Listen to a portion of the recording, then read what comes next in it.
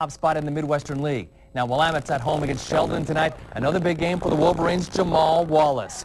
Get it going early. This one goes 75 yards to make the score, or 25 yards, make the score 7-0. Next possession, Wallace again. It gets longer every time. This one's 40 yards down the sidelines. They can't touch him.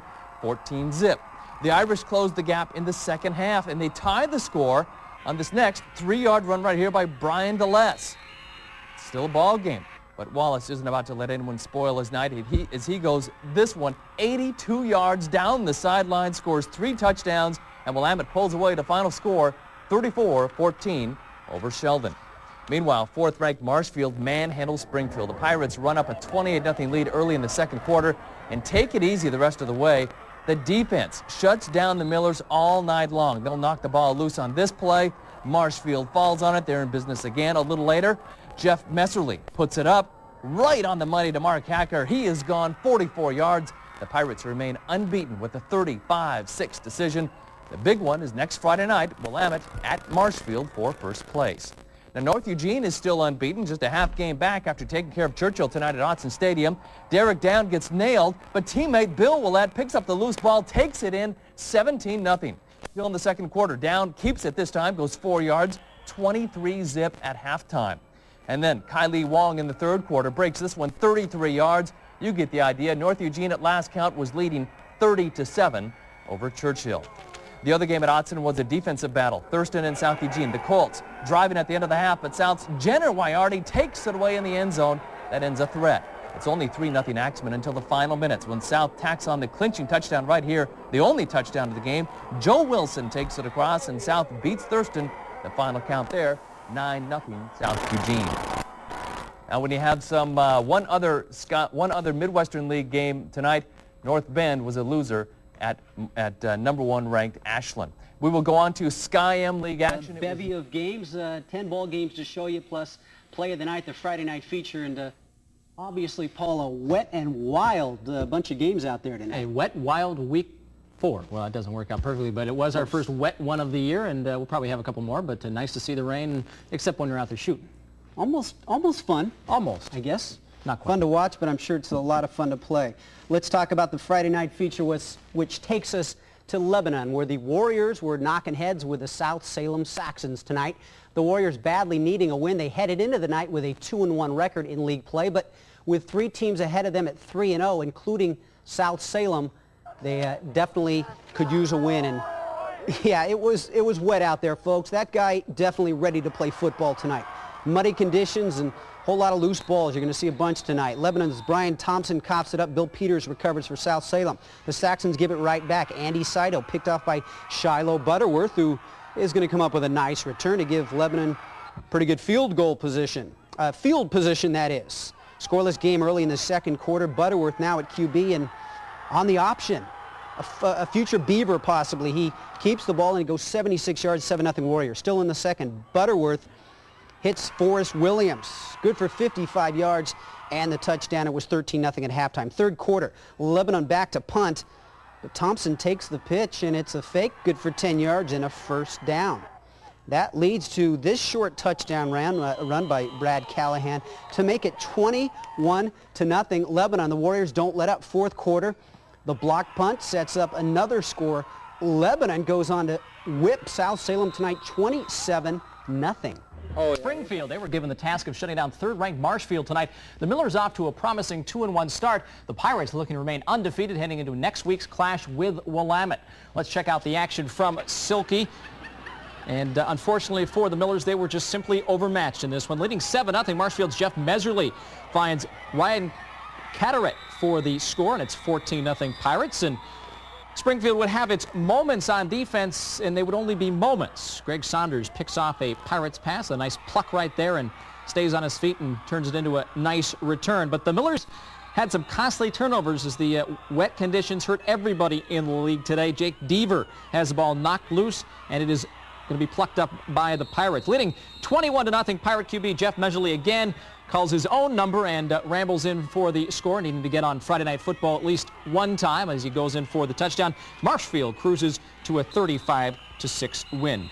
Next up for Marshfield is the Willamette Wolverines. They were at home today facing the 0-3 Sheldon Irish. 14-7 in the third quarter, Willamette, but Brian DeLess finds room up the middle and scores 14-14 with 3:39 to go in the third. Then Willamette coughs the ball up. Sheldon recovers deep in Wilhite territory and has the momentum going, but Willamette's defense will respond. Alden Blaze will try to get outside on the option, but great effort by Jeremy Klein and Jamal Wallace to trip him up. 2nd and 2 for Willamette in the fourth quarter, and the pitch goes to who else? Jamal Wallace finds some room up the outside. Some great blocking, and he just shifts into that gear that we all wished we had since we graduated from high school as he zooms down 82 yards for the score, and it is 21-14 for Willamette. After a fumble, Wilhite hands off to Nino Ortiz, and this big guy, the only reason I show it is because on the next play I got suckered into thinking he had the ball again, but it was a fake, and it was a touchdown for Ori Black. Wilhite wins it 34-14 and 4-0 heading into Marshfield. Down there, I like them a lot. They're good friends with me, and I mean we're pretty close through track with Joe and stuff like that. So I mean it's going to be toughest game so far. Every week it just gets tougher. And again, that is our big game next Thursday night, special edition Thursday night, Willamette and Marshfield. And at the end of this game, Willamette did put another touchdown on the board in the last play of the game, and I know Sheldon was a little upset by that. Little tempers flaring, but things seemed to calm themselves out. Both teams just having a go at it, and it was a good game, and on to next week. Those things happen in a ball game. Exactly. Hopefully they got things cleared up and go on with the season.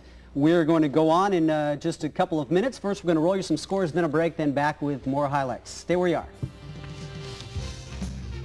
On in the season, that's North Eugene. The Highlanders playing some really good football. Yeah, they were also looking to go undefeated tonight to 4-0. And, well, you pity the Churchill Lancers, who may have a pretty good team this year, but who can tell? They opened against league favorite Marshfield. They played powerhouse Willamette, both of those games losses.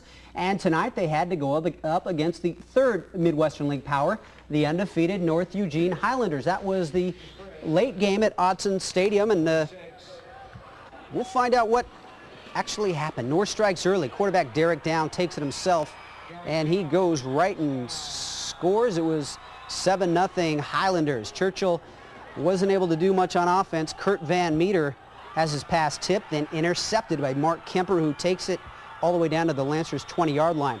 That sets up a field goal by Derek Down, who can kick the ball. He's got a number of field goals, this one from 40 yards, and it was a runaway for the Highlanders tonight. Later on, Down is going to take the ball on a keeper. He cops up the ball, but watch what happens. Bill Wellett right into his hands, and he goes in for the score. North remains undefeated as they beat Churchill tonight 30-7. The early game at Autzen pitted South Eugene and Thurston in a pretty small crowd at kickoff. The rain probably kept them home, and, well, they didn't miss much. A lot of turnovers in this one. Rob Thomas pitches to Trevor Kelly, who loses the handle. South recovers. Thurston's next possession, Thomas picked off by Tim Wheatley, who has to be dragged down. And that sets up South's first score. Joe Wilson booting the 28-yard field goal, and it was 3-0 Axman. Thurston's D did hang tough tonight. Russ White is going to bring Wilson down for a big loss, but the Colts offense totally shut down. They scored just 3 points last week against Mazama, though they did win. Tonight, they don't score a thing. Late in the first half, Thomas picked off by Jenner Wyarty as South wins 9-0. They are now 2-1 in league, and yeah, 9-0. Thurston falls to 0-3 in Midwestern League play. And one other Midwestern League team in action, and this result may not have been as bad as we all might have thought. North Bend hasn't won yet this year, and Ashland ranked number 1. Who knows, maybe they were holding the score down, but give North Bend credit. They lose 34-30. The points, first quarter, Nino Ortiz in for the score, and Willamette has the lead 7-0. But later, Marshfield counters. Jeff Meserly. Watch the option fake right here. He finds number 88, David Shearing, in the end zone. That ties the game at 7-7. We move to the second quarter.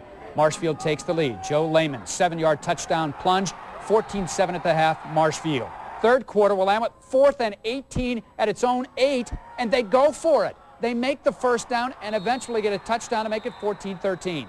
But Marshfield extends its lead. Meserly, the pitch to John Lehmans. He goes in for the score to make it Marshfield 21, Willamette 13. But Wilhite comes right back. That passing combo. Eric Jensen to Jamal Wallace for the score. The 2-point conversion is good, and we're tied at 21. Willamette actually took a 24-21 lead in the fourth quarter, but Meserly does it again. He finds Lemons on a 3rd and 26 for the score. 35-32 the final. The Pirates win it. They remain undefeated. Willamette loses for the first time. It was just a great, great game. All I remember is, I don't remember nothing. I just catching the ball and getting in the end zone. So North Eugene also trying to keep its record perfect, taking on Sheldon in the late game at Autzen. North strikes first. Jimmy Fritz goes 52 yards. It's 7-zip North. Sheldon tied it up and then took the lead in the second quarter. Dusty Tracewell takes it in, 14-7 Sheldon at the half. North had a chance to tie it in the third, but they fumbled it away at the 2-yard line. Costly miscue. Sheldon adds to its lead in the fourth. Chad Matthews goes 13 yards for the score. Late in the fourth, Sheldon leading North Eugene 21-7. Out at Silky Field, Springfield taking on South Eugene. Both teams seeking their third league wins of the season. The Axemen controlled play in the first half. Joe Wilson hits Sam Seljan over the middle to set up the first score of the night for South Eugene. Number 77, John Kirk burrows in from the one to make it 6-0 South. Second quarter, Nick Price down to the 10-yard line to set up another score. South Eugene holds on to win in overtime, 21-20. Two other games in the Midwestern League. Grants pass. Seljan for a big gain down to the Millers' 3-yard line. 3 plays later on 3rd and goal. The Axemen scored to put themselves up 7-0. Second quarter, Springfield with the ball. It's 3rd and 10. Josh Vander Eyck to pass, but he can't find a receiver and gets run out of bounds. The Millers have to punt the ball away. South would get the ball back and will be on the move again. Up top, it's Joe Wilson hitting Sam Seljan again for 9 yards. South would then score again and would just barely hold on to win this one in a big, important game looking at the end of the season. See the final score, 21-20.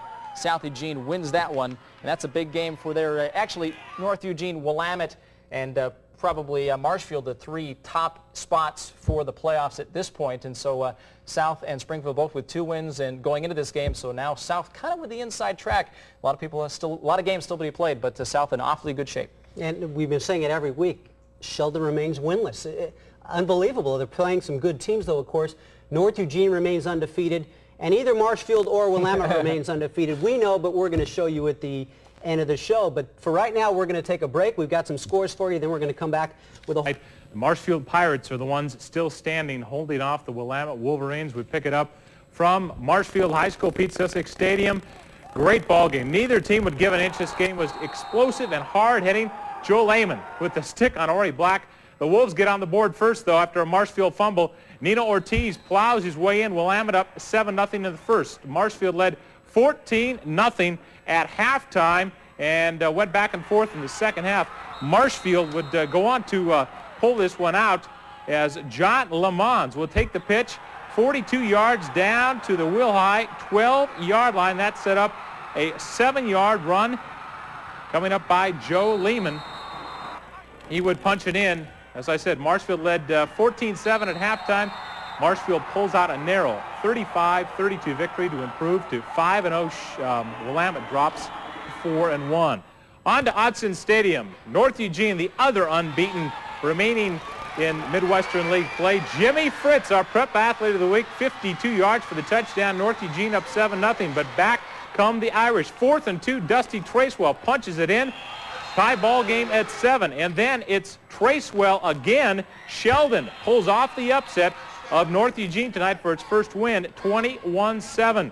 A non-leaguer in the opener between Churchill and Grants Pass. The Lancers' Kurt Van Meters picked off by Jesse Ortiz. He goes 55 yards for the touch. Grants Pass up 13-0. Later in the first, Josh Jackson, 19 yards on the end around. Grants Pass up 19-0. Grants Pass would go on to win this ball game by a final of 35-12. South Eugene and Springfield at Silky Field. Adam LaJoie takes it in from the 1-yard line, 7-0 Axemen. Again, Adam LaJoie, this time from 3 yards out, South up 14-0. The Axemen win it in overtime, 21-20. On to the Sky-M League. Big matchup. The champagne is on ice, and Joe Wilson is our Sports Watch Centennial Bank Prep Athlete of the Week. Junior quarterback was a part of 5 of the Axemen's 6 touchdowns against North Bend last Friday. Wilson passed for 3 and ran for 2, keeping South in the Midwestern League title chase. I'm a pretty good, fierce competitor. I don't like to quit. When the game's coming down on the line, I like to be able to step it up, and I like to take my teammates with me and have them step it up. Joe can turn something bad into something good just by scrambling and using his athleticism, and that makes him doubly dangerous. Congratulations to Joe Wilson. Centennial Bank will be sending $100 to the South Eugene Athletic Program in Joe's name. Great. Thanks, Brian. You bet. Vanderhey throws 36 yards to Greg Hall. Springfield led it 6-0, but Springfield will lose its lead. North's Kylie Wong goes 3 yards, 25-12. North Eugene leads the Midwestern League at 6-0. They're 7-0 overall. Willamette versus South Eugene at Willamette tonight. Fourth quarter action. The little one, the man that makes a lot of excitement when he touches the football, Jamal Wallace goes 30 yards on this play right here. He would later score. The Wolverines were in a commanding 41-20 lead. South could not do anything against the Willamette Wolverine defense later on. 41-27, Willamette wins it. Willamette is in second place in the league at 6-1. At Autzen Stadium, Churchill taking on North Bend. The Lancers looking to get into the state playoffs, and they are coming close. Kurt Van Meter goes 24 yards to Brian Hiller. Churchill led 7-0. Then Van Meter goes to Barry Larson with the outstanding one-handed catch. 62 yards. Churchill wins it 28-22 over North Bend. The Lancers are 3-3. Homecoming for Sheldon at Autzen Stadium, taking on Thurston tonight. Dusty Tracewell goes 7 yards, and Sheldon in the lead. The Irish easily win this one 37-3. It's Sheldon's first victory of the year. The Irish on the win column on that one. On to Sky M League action for you. This is Pleasant Hill at Junction City. Third quarter, the Billies 7-6 lead. Kyle Smith goes in, and Junction City would trail 14-6. Third quarter, Junction City on fourth down goes for the fake. Chris Schweigert takes it to the 20-yard line. Later on in the drive, Jared Brown will hit Richard Mill for a three-yard TD. Two-point conversion, tied it at 14, but the Billies would come back. Pleasant Hill over Junction City tonight, 28-24. The Junction City Tigers fall to 4-2 in the Sky M League. Key Trico League showdown today. Monroe and Harrisburg. Brian May takes the handoff, and he goes right into your living room. This was a nice drive by the Monroe Dragons. Kelly Barnes goes deep to Cody Humphrey down to the 1-yard line. That set up Bryce May for the TD. Dragons led it 8-0. Second quarter, Harrisburg with a nice little fumble there. And it's picked up in midair by Josh Carley, who rambles in for the touchdown for Monroe. Monroe over Harrisburg, 28-20. Monroe leads the Trico League at 5-0. Now, here are all your high school numbers. Rolling after.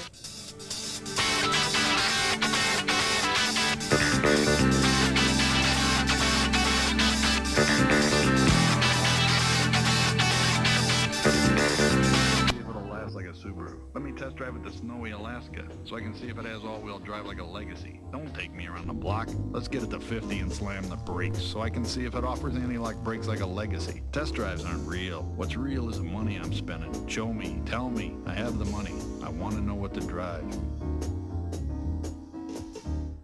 If your child is suffering from orthopedic problems, attend this year's Shrine Club Screening Clinic to be held Saturday, November 7th at Sacred Heart General Hospital. The PGA Tour's top 30 money winners come together for their richest event. $2 million in prize money and 1992 Player of the Year honors are on the line. Masters champion and leading money winner Fred Couples, PGA and Senior Tour double winner Ray Floyd, and U.S. Open champ Tom Kite head an all-star field in the season's grand finale, the Tour Championship. Catch third and final round coverage here on ABC Sports. Saturday afternoon at 4 o'clock. I'm Rush, and I'm on tonight, right after Nightline.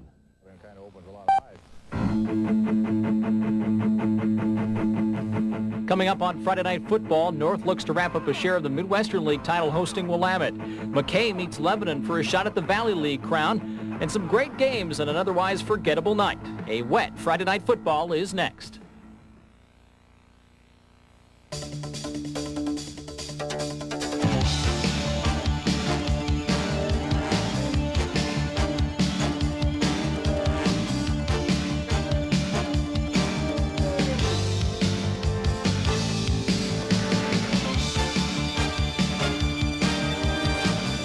KECI Sports presents Friday Night Football with Rich Lee and Paul Swangard. And hi again, everybody. Thanks for being with us. I'm Rich Lee. He's Paul Swangard, and this is Week 8. Would be a key Midwestern League ball game, and indeed it was. The Highlanders came into tonight's game at Autzen undefeated and looking to clinch the league title. But Willamette entered the night with just one defeat, so a win would put them in a tie with North for the league lead. And not a good night for Willamette quarterback Eric Jensen. Willamette's first possession, he is picked off by Derek Down, who is a DB when he's not playing quarterback. When he is playing quarterback, he runs around left end for a touchdown to make it 7-0 North very early on. And a bit later, watch, Jensen rolls right. I told you it wasn't a good night for him. Again, he is picked off, this time by Jibby Fritz, who gets a little bit of a run back in, but it leads to another Highlanders score. Kaylee Wong finds room around right end down the sideline, 30 yards, 14-0. North would go up 21-zip before Willamette finally gets it going. This is still the first quarter, folks. Jensen up top, look at this play, to Jamal Wallace. That's good for 50 yards. And it's going to set up a score by Nino Ortiz in the second quarter now. But North led this one 24-6 at halftime, and they would not let up. First play of the second half, check it out. Fritz, he's gone, folks. 65 yards to make it 31-6. The Highlanders leading that ball game right now, 40-12, under 2 minutes to go. So North is going to go on, and they remain undefeated, and they clinch the co-title in the Midwestern League. Marshfield won again tonight, as we will see. So the best they can do is tie with North. Willamette's 2 back, so they can't do much in terms of the league title. Yeah, North Eugene gets what they wanted. They have a whole slew of seniors this year, wanted to make this their year to get on the top, and it looks like all things pointing to a Midwestern League, at least now, a co-championship. So congratulations to them. Well, there was another big game. Autzen's early matchup didn't quite have the marquee value of our Friday night feature, but it certainly had some important repercussions for the state playoffs. South Eugene and Churchill battling for the final league playoff spot. Tonight's winner getting the inside track to postseason play with one game remaining on the schedule. Let's take ourselves out to Autzen early on in the action. We're fired up, but little did they know it'd be a theme night tonight, and that was Owen Seufer night at Autzen Stadium. First quarter, takes it in from 5 yards out, his first touchdown of the game, and there would be more. As we move to the second quarter, Churchill goes to the air. Kurt Van Meter to Brandon Borovic. He takes it all the way down to the 19-yard line. That sets up a 15-yard run by Seufer. What a surprise. 14-0 Churchill at this point. Still second quarter. We'll see Mr. 24 again. He takes it in for yet another score. His third TD of the game. It was 21-zip Lancers.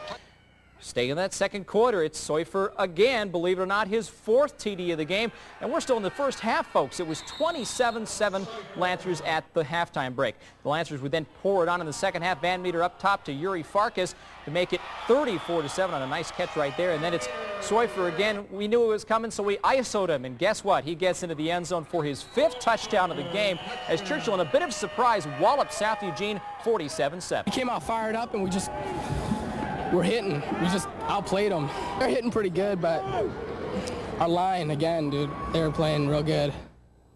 You know, and Churchill hasn't gone to the playoffs in the last couple of years, and they have also dominated South Eugene. They've won 12 straight years, dating back to before I was at South Eugene, so they always have South's number, and tonight, Seufer had South's number. Yes, dude, he said.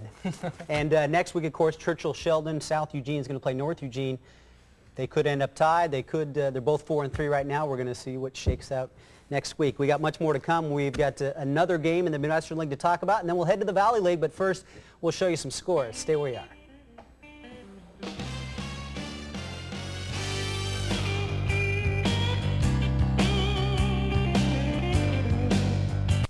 Improved to 7-0 in the league, leading the league.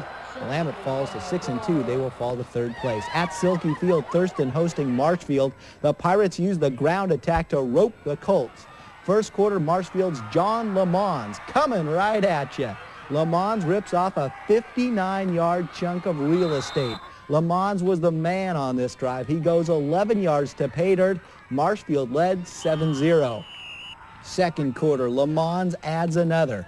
Marshfield drops Thurston 26-13. The Pirates are 6-1 in league play. They lock up at least 2nd place in the Midwestern League. Early game at Autzen Stadium, South Eugene versus Churchill. These two teams fighting for the final playoff spot in the Midwestern League. What a game for Churchill's Owen Seufer. He scores 5 touchdowns and rushes for 188 yards. Churchill dominated South Eugene 47-7. Both teams are 4-3 in league play. Only one will make it to the playoffs. That will be decided next Friday. Sky M League action for you. Elmira hosting Junction City. First half, the Falcons convert on 4th down. They get inside the 10-yard line, but don't get any points out of it.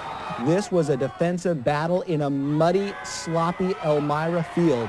Junction City's defense swarmed Elmira, throwing a shutout at the Falcons. The only points of the game coming courtesy of JC's Casey Faulkner's foot. 3-0 Junction City over Elmira. Both teams are 5-2 in Sky M League play. Leading the Sky M League, Cottage Grove and Marist. Both teams are 6-1. At Marist tonight, the Spartans flatten Glide. Mike Dwyer picks off this one for Marist. That helps set up Marist touchdown. The Spartans rolled it up on the Glide Wildcats. Marist led 28-0 at halftime and kept it going. Mike McGill goes 22 yards for the Marist Spartans. They stuff Glide tonight 49-6. Now, here are all the high school numbers a-rolling at you.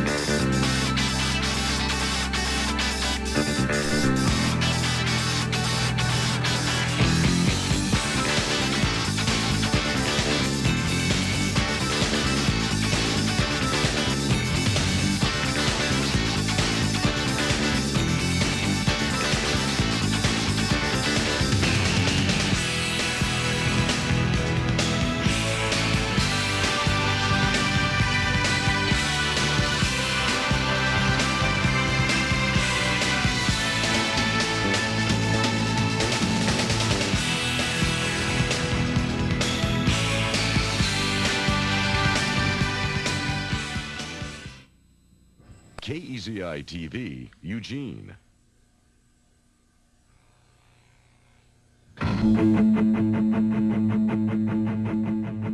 Coming up on the final night of the regular season, Cottage Grove and Marist try to lock up the 2 Sky M playoff berths.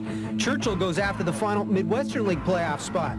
We'll have those highlights and more up next on Friday Night Football.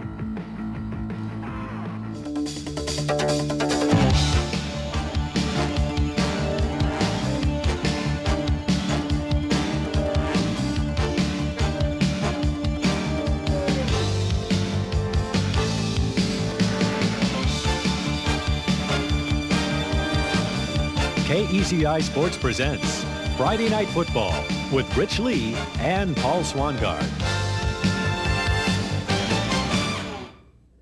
And hi again, everybody. Thanks for joining us on Week 9 of Friday Night Football. I'm Rich Lee along with Paul Swangard.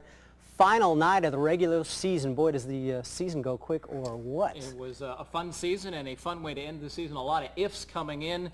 If so-and-so wins, if so-and-so loses. But those ifs have now become, I guess, what's the opposite of ifs? They are now decided, and we have a lot of playoff pictures to focus into view for you. Some great ones in the Midwestern League, up in the Valley League as well. But one of the fun leagues to watch all season long just came down to the wire this year once again. That's right. 3 teams fighting for just 2 playoff spots in the Sky M. Cottage Grove and Marist entered the night with the advantage, both 6-1 in league. But Junction City at 5-2 was also in the running. And the Tigers were playing in Cottage Grove tonight. That's our Friday night feature. Lions and Tigers and Bears. Oh my. Someone had to say it. I'm sorry. Lions and Tigers in Cottage Grove. The Lions struggling on offense in the first half. Mike Graves with a pitch to Sam Thompson. It gets loose, but the Lions recover. When they were able to move the ball, they couldn't get any points out of it. Brian Comby's field goal is wide left. Third quarter, Junction City on the move. Chris Schweigert takes the pitch and scoots outside and rambles 34 yards as he goes into Lion territory. A little later, Casey Falconer lines up for the 34-yard field goal try. Looks good.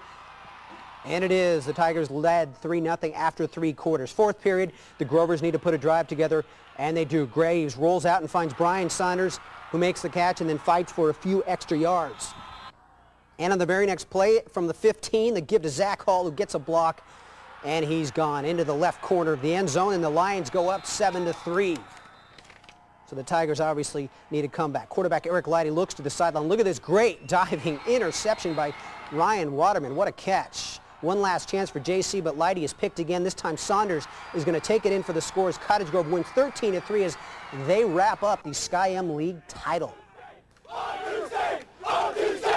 We just kind of changed our game plan in halftime and just kind of worked. We started blocking, we started running our counters, and our power game started working. They were controlling the line of scrimmage the first 3 quarters. About the middle of the 3rd quarter, our offense began to take control of the line of scrimmage, and I think that was really an integral part of us getting in the end zone. So Cottage Grove wins the Sky M League title. That knocks Junction City out of the playoff chase. And Cottage Grove victory tonight meant that Marist had a playoff spot whether they won or not tonight. Yeah, I want to give credit to one guy, Mike Graves, the quarterback for Cottage Grove. This kid's been around for a long time. He is a senior, has really been part of this team in both baseball and basketball and football, and he's a big part of the reason they've come back to the top. And congratulations to the Lions tonight as they are Sky M League champions for... Yeah, Go ahead. I'm sorry. No, I was on a roll. Yeah, I talked to Don Pollard, the basketball coach. He says he can't wait until basketball season to get Graves back as the point guard. Yeah, one last year. It seems like he's been there forever, but he's got one more go through. And let's talk about that other team that was looking for a spot in the playoffs tonight in the Sky M League. That is the Marist Spartans. They entered tonight's action looking for their first playoff appearance in a long time, hosting Sutherland. The Bulldogs, picked by many to win the league this year, now reduced to the role of spoiler with no chance for the postseason. Let's head out to Marist, and it's a little hard to see, but the first quarter, Sutherland blocks a punt. Jake Nee pounces on it for the touch. It was 6-0 Bulldogs. Then Marist comes back. Jeff Merrick to Troy Fischnaller with a nice grab, and he gets some yards before being dragged down. Leads to the touchdown by Marist. Joel Durbin, we've heard his name all year long, around right end, 7-6. The Spartans take the lead. Marist having also some trouble with special teams. Bad snap on the punt. Sutherland gets good field position out of it, and they turn it into a score. Jason Kearns for the touch. 12-7 for the Bulldogs. Now Marist again rallies back. Watch this play. Durbin can't handle the ball, but Chris Whitaker can. He makes the catch and gets some extra yards after plucking it out of the air. That leads to a Marist score. They led 13-12 at the half, but Sutherland comes back in the second half to win it 26-20. Really all for naught, though, as the Spartans go in. There's one other score to mention. Elmira could have had some interest in this playoff thing, as they could have made Cottage Grove, had they lost, knocked them out of the playoffs. They beat Pleasant Hill, but since Cottage Grove won, really doesn't matter much as our playoffs are set. And I did want to mention for folks who are worried about next week, Marist will be at Central for the opening round as a playoff, and Cottage Grove, according to our figures, will host Estacada. Okay, and we're going to show you highlights from the Central Newport game for the Valco League title. That's going to be later. But coming up in our next segment, we're going to check out the Midwestern League, where Churchill and South Eugene were both trying to wrap up playoff spots tonight. We're going to have those highlights and a lot more. But first, we're going to take you to the break with some scores. Stay where you are. We'll be right back.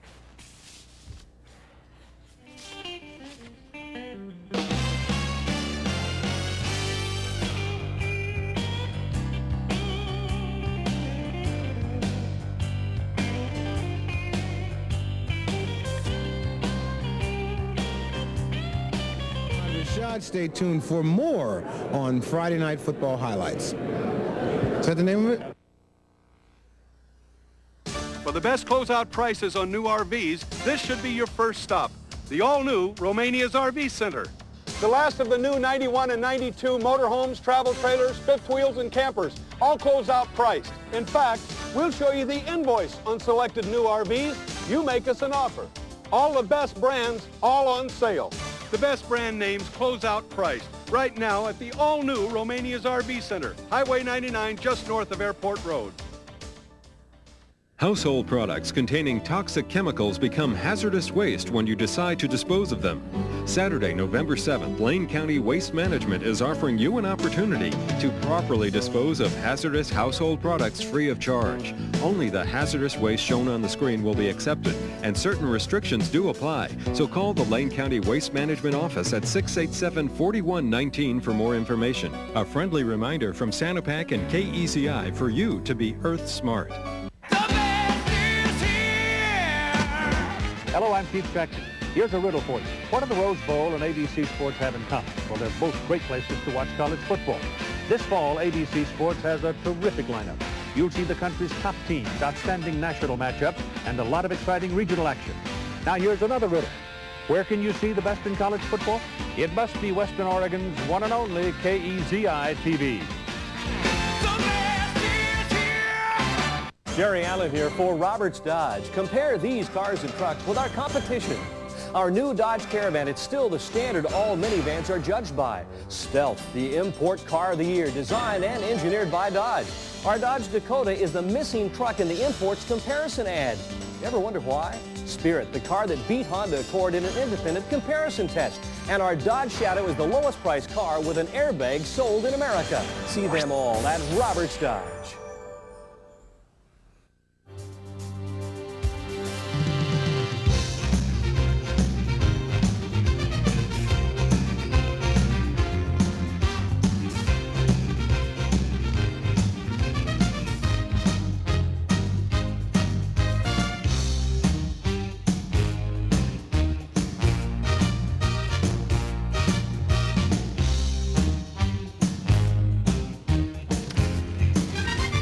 Welcome back to the program. We promised those scores, and they were maybe have been a commercial break and a Ahmad Rashad toss to the break. A little bit too late, but we get them on there. A lot of interesting things there, and we dive back into the highlights. We talked about the Sky-M things to lead things off, but that Midwestern League race, 3 of the 4 spots really decided for the last couple weeks after North kind of took everything controlled. But that number 4 spot is still up for grabs tonight. That's right. Churchill and South Eugene were the 2 teams looking for that 4th spot. Well, we're going to first talk about Churchill. The Lancers needed only to beat Sheldon tonight to earn the 4th playoff spot in the Midwestern League. Lose, and the Lancers would have to hope South Eugene would then lose to North Eugene. And Churchill and Sheldon hooking up in the early game at Autzen. Sheldon on the move early. The pitch to Mike Sessions, who turns the corner inside the Lancer 30. The Irish looking for just their 2nd win of the season. A few plays later, well, they're doing okay so far. Darren Serro gets the ball, and he drives his way in from 21 yards out. It was 7-0 Irish. The Lancers answer back, though. Kurt Van Meter airs it out to Barry Larson. Look at this catch. He hangs on. He's in the end zone, and missed P18. It was 7-6. After another Sorrow TD makes it 14-6.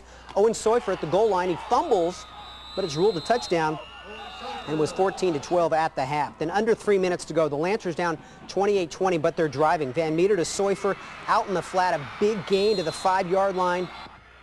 Churchill needing to score to pull within 2, and they do, and a 2-point conversion sends it into a Kansas plan overtime. Sheldon with the ball first. 4th down. Session drives in, and the Irish go up. And the last chance for Churchill here. Van Meter pass is knocked away. The Irish wins tonight 35-28. Our kids have never given up. You know, we keep battling, and we made a lot of mistakes, but what a way to end. What a way to end is right. A nice win for Sheldon. Wasn't a good year, but statistically they had done very well, especially rushing the ball. At least they win their 2nd game of the season. Now Churchill, which had a big win over South Eugene last week, again, could have made the playoffs with a victory. They had to hope that South Eugene would lose tonight so they could get into the playoffs. And I get to tell people how it went. Ooh, lucky you. Well, I hope so. I feel kind of privileged about this whole thing as people sit on the edge of their seats. Let's check out Roy Scafidi. Apparently he is leaving the South Eugene football program after this year, and things didn't go well for his squad early. North's offense, a well-oiled machine. Jimmy Fritz on the carry, and then Fritz squirts in from a yard out, and it was quickly 7-0 North. And then on the ensuing kickoff, Nick Price bobbles it, then handles it, and then will lose it. And then check out Troy Shepard gets the ball and gets the North back down at the 5-yard line. Great effort to recover the fumble. Then Kylie Wong scores on the touchdown. It was just like that, 14-zip North, and they were on a roll. Now South would get a break. North on the move again, but Jenner Wyardi will intercept it and turn it into a nice return well inside North Eugene territory before he is finally dragged down. South then tries to go for it on 4th and 1, but can't get in, and North holds on for the win. Final we don't have for you on the screen, but the final score 28-12. So North does its duty as it goes through the league race undefeated, and South Eugene for the 2nd straight year, North causes them to get out of the playoffs. It's like deja vu all over again. Yeah, last year, of course, it was that last-second play for North which got them in and South out. Obviously, it was going to be very tough for the Axemen tonight as North Eugene stays undefeated and wins the league title outright tonight. with the victory. We got it. And South Eugene was also celebrating the 20-year anniversary of their 72 team that went undefeated in league play. So North Eugene plays the spoiler. Had all the players up in the press box. Got to see North Eugene this time around make it undefeated through the season. Only a guy who went to South Eugene would know. I know, that's scary or what? Yeah, that is. Got a couple other scores from the Midwestern League to show you. As you see, Marshfield out on the coast wins their rival game over North Bend 35-18. Willamette had the non-league game as they are getting ready for the playoffs. They beat North Medford down south tonight 48-21. All right, now we're going to show you, in fact, let's go back to these scores. We're going to show you the playoff matchups for the Midwestern League, show you what teams the Midwestern League teams are going to play next week in the first round of the playoffs. Well, whether or not, let's move on. We saw those scores once. Marshfield did win. Yes, Willamette did win, and as you see, North Eugene, the top seed from the Midwestern League, will host Oregon City, which was the fourth-place team from the Three Rivers Conference. And that's going to be at North Eugene. At Marshfield next week, the Pirates are going to host the number 3 team from the Metro, Newburgh. Willamette's going to have to hit the road and go to Sunset. That's obviously going to be a very tough game for the Wolverines. Sunset, the number 2 team from the Metro. And Churchill, which was does become the fourth-place team from the Midwestern League, they are going to go on the road and play at West Lynn, which was the top team from the Three Rivers Conference. It's a tough draw for the Midwestern League. 2 of those Metro schools you got to play right off the bat. And the Metro, one of the strongest leagues year in and year out. So let's see what happens with the Willamette and Sunset. Though they had a really big win with North Medford on the road today. So Willamette, a little momentum building. They got to play Sunset, and they were up near the top most of the year. We have one more game for the Midwestern League that we wanted to show you, the traditional rivalry out at Silky Field. Thurston and Springfield. This is quarterback Rob Thomas of the Colts moving the ball early. He takes it himself and keeps his feet moving for a nice gain. But when he tries to move the Colts in the air, he'll be picked off very nicely by Greg Saunders. He cradles the ball and gets the interception. Miller's not having much success moving the ball forward either. In fact, they would end up going backwards a couple times tonight. So what do? They wait for Thomas to throw it again, and this time Bob Davis will take it in all the way for the score. Springfield up 7-0 through the first half of play, but the Colts defense bears down and shuts out the Millers the rest of the way as the Colts KO Springfield. You see the final was 10-7. And that wraps up another year of Midwestern League football. Regular season at least. We're going to go to the playoffs. Also want to mention Roseburg lost to South Medford tonight. Those two were juggling for playoff positions in the Southern Conference. So South Medford is going to be the number 3 team from the conference. Roseburg is going to be the number 4 team from the Southern Conference. We're going to check in with the Valley League, a big game at Lebanon tonight. We got that and more scores. Stay with us.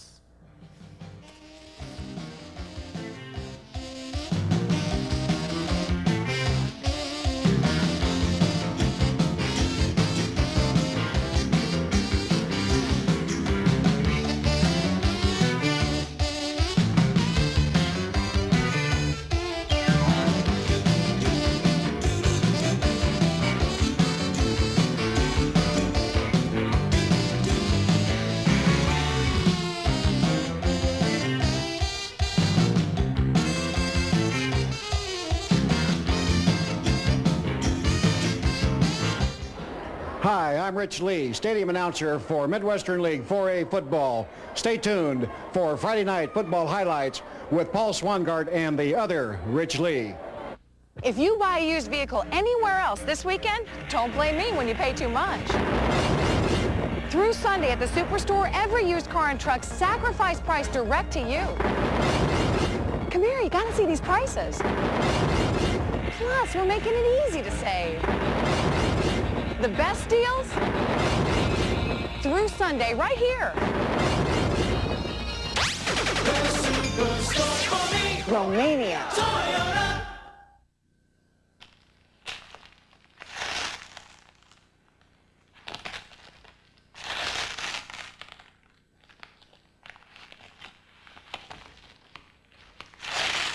Why put up with your old wallpaper when you can come to Jerry's and learn how to put up new wallpaper?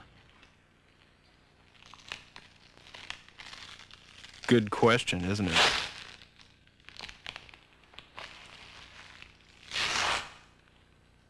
A transporter malfunction transforms the crew into children. Are you here to relieve me of duty? I am still Jean-Luc Picard. And a powerless young captain is about to lose his ship to hostile aliens. Computer, deactivate all command functions. Authorization, Riker Omega-3. We have secured the bridge. Script of command. Can Picard stop a savage attack? I will execute every child on this ship.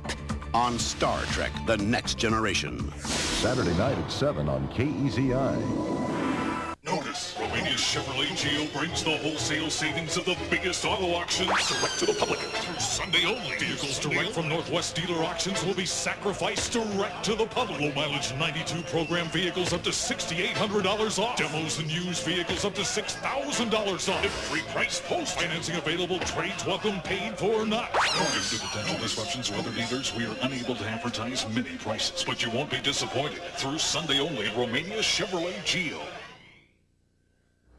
And welcome back to the show. We're talking about all the teams that are in the playoffs on the final night of the regular season. I want to mention a score we did not get on the roll. It was Douglas 33, Gold Beach nothing.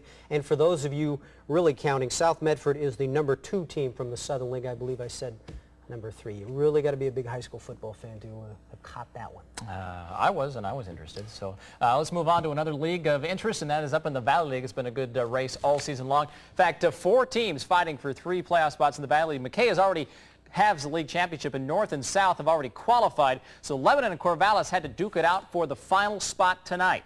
Let's check out the action as we head up the road a bit to I-5 and to Lebanon. Second quarter action for you. We'll start it off. Lebanon drops the ball. Tracy Solom will pick it up and runs it all the way back for the Spartans. It's the first touchdown of the game. Corvallis gets ambitious, makes a 2-point conversion. It was 8-0 for Corvallis. And the Warriors have the ball. A pass to Ned Stearns, bounces before he picks it up on the run and makes some good yardage out of it, and he is tackled for the nice gain. Still in the second quarter, Corvallis with the ball. A pass to Brad Badger, and he runs 50 yards for the touchdown. After breaking a couple tackles, we watch his hips in motion, and he goes all the way in for the score. And it was 15-0 Corvallis at that point.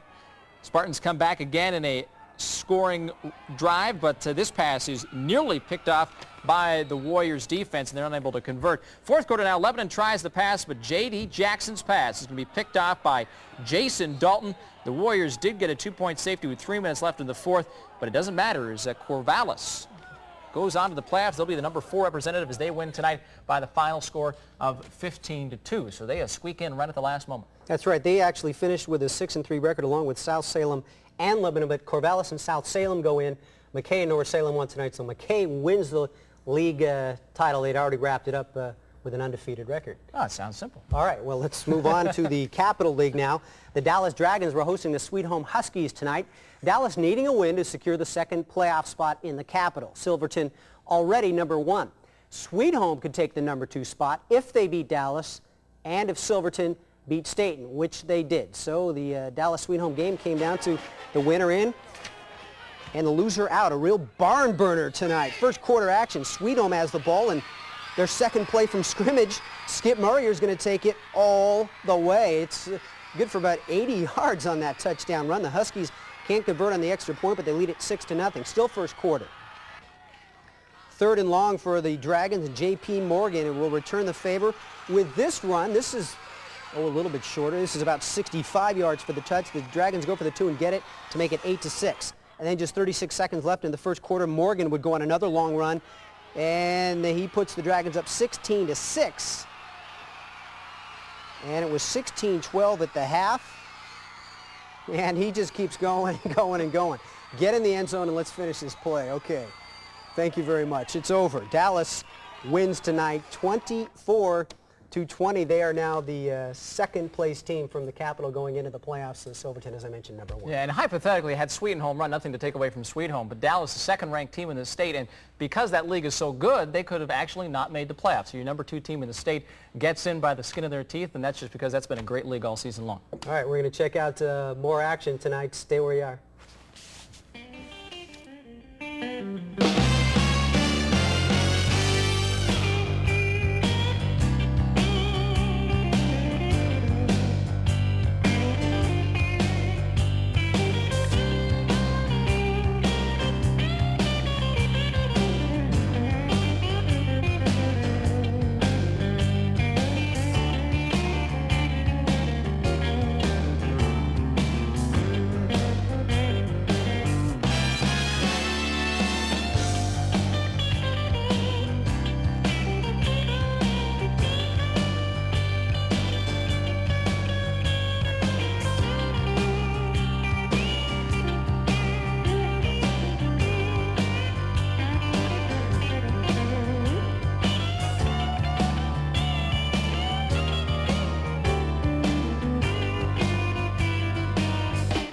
I figured we could have paid to get in, but I guess we'll just have to go home and watch Friday Night Football. Stay tuned for more highlights.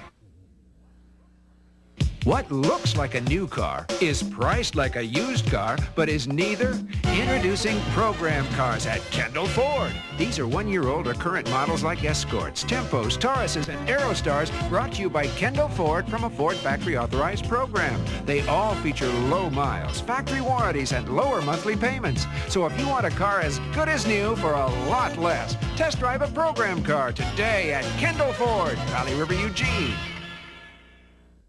The year Gatorade came out, linemen moved a little slower. Runners were lonelier, and the only people who worked out were on TV.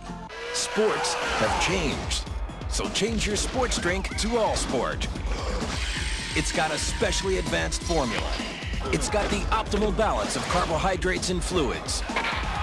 And it's got a taste that makes Gatorade a thing of the past. New All Sport. Change your game.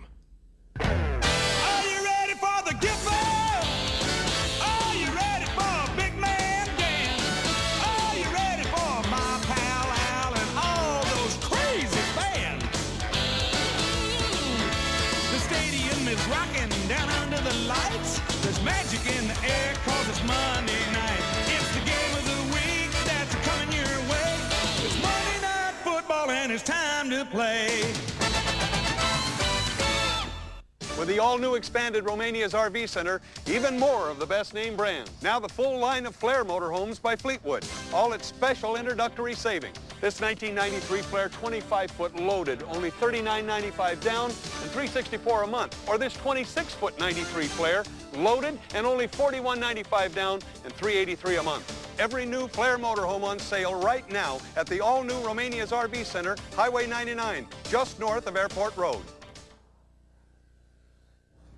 And welcome back to the program. As always, we always get a weekly slew of calls for one mistake on the scores. We always apologize for it. We make our corrections. We always make our mistakes and admit it, like Bill Clinton. 34-12, Bandon defeated Coquille, so Bandon is going to the state playoffs. Sorry, folks in Bandon. We apologize. You are going to state. Quickly, Crow and Monroe both are moving on to the playoffs in the Trico League. Monroe winning the title outright.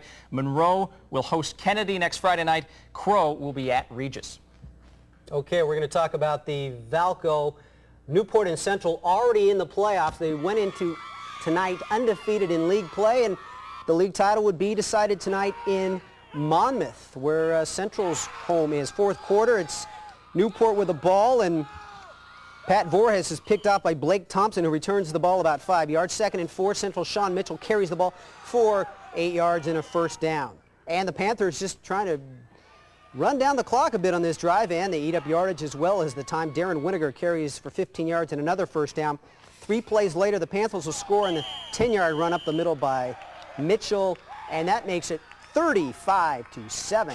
So Central with a big 35-7 victory. That was the final over Newport as they win the league title, going through the league undefeated. And Central will host Marist in the first round of the playoffs next Friday night. And, gee, Marist, could they possibly be involved with our all-sport play of the night? Well, let's check the tape and find out as we'll go back to Marist High School. And slow-mo for you now, Jeff Merrick's pass to Joel Durbin, off Durbin's hands, off Chris Whitaker's knee, and then he makes the catch and has the audacity to take it farther down the field. After getting that, he knew he was play of the night material, and he pulls through. As Marist, congratulations, they're back in the playoffs for the first time in several years, and an all-sport play of the night to add to their trophy case. It was a good one. Let's recap just a bit what we have seen tonight. Churchill loses, but so does South Eugene, so Churchill is the 4th representative from the Midwestern League to get into the playoffs. Also, Corvallis beat Lebanon 15-2 as Corvallis becomes the final team from the Valley League to make it into the playoffs. Our the feature game of the night was Cottage Grove and Junction City. Cottage Grove wins. They are back on top of the Skyam League. They will be the first representative hosting Estacada. Marist will, again, be up at Central. They are the second-place team from the Skyam this season. Another great year. Yeah, you bet. And we're going to keep Friday Night Football going next week. We are going to be here for the first week of the playoffs. We'll be covering as many local teams as we can. And hopefully enough teams will win and move on so that we can be back with y'all in 2 weeks. So I'll keep winning. That's right. Yeah, we'll see you next Friday night. Thanks, everybody, for watching. Good night. Cuts back and scores. 13-10 Will High at the half. We move to the third quarter. Wallace once again, this time right up the gut from 6 yards out. It's 21-10 Wolverines. And then in the fourth, Eric Jensen hits Steve Earhart for a 30-yard score. The Wolverines beat 8th-ranked Sunset 29-18. They believed they could win this football game, and they came out, and that opening drive, I think, set precedence as far as the way the game was going to go. What a great game. The Wolverines will host Centennial next Friday night. Centennial beat Corvallis 21-7. All right, then we go to Roseburg taking on Beaverton. Excuse me, this is Churchill and West Lynn. I'm sorry, Churchill and West Lynn. And Churchill had no luck in this one. West Lynn dominated from beginning to end. 53-yard run coming up here by Guy Pope. And it was West Lynn winning it 35-0. So West Lynn will take on LeGrand next week. LeGrand a win over Marshall tonight, 23-14. All right, now we get to Roseburg taking on Beaverton. Roseburg actually scored first in this one, but Beaverton rolled after that. Jimmy Woodward with a score, and then Tyson Parsons to Justin Pilari, 38 yards for the score. That made it 14-6, and as a result, Beaverton went on to beat Roseburg 32-6. So Beaverton will take on Barlow next week. Barlow, the one-point winner, 22-21 over South Salem. 3A playoffs, Marist taking on Central up at Western Oregon State College. The Spartans got on the board early. Jeff Merrick to Michael Gramzow. It's 7-zip Marist.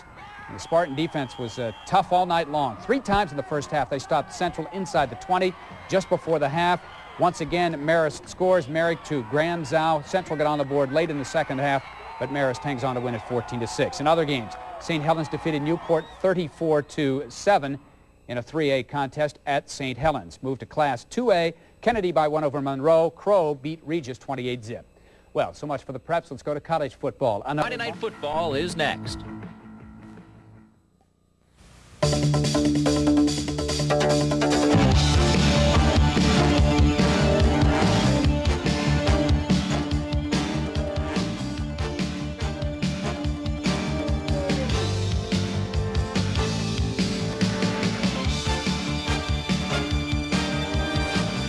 KECI Sports presents Friday Night Football with Rich Lee and Paul Swangard. And hi again, everybody. Thanks for being with us. I'm Riddick Bowe. That's Evander Holyfield. No, I'm Rich Lee. He's Paul Swangard. This is week 10 of Friday Night Football. A special week, obviously, because this is the first week of the state playoffs. Now, we had 32 teams start in the 4A. Great league. We got 6 of the 8 leagues all bringing in undefeated representatives. We had 4 teams with 1 loss. So we knew coming in be a lot of great teams that would probably go home empty tonight. And we have a lot of surprises, a lot of great games. We got plenty to start with. We got highlights from just about every game you were going to want to see, including our Friday night feature. The North Eugene Highlanders tonight were trying to break the Midwestern League playoff jinx. Each of the last 3 years, the league's top seed went down to defeat in the first round of the playoffs. But the Highlanders confident of turning that around tonight. They went into tonight's game against 5-4 Oregon City, undefeated and ranked 3rd in the state. North End Oregon City playing at Autzen tonight, and it might have been called the Fog Bowl tonight. The Pioneers had the ball first. Troy Arnold gives to Brian Leach the option pass wide open. Jeremy Van Vig drops the pass, and that sets the tone for the game. North needing to establish the run early, a great running team.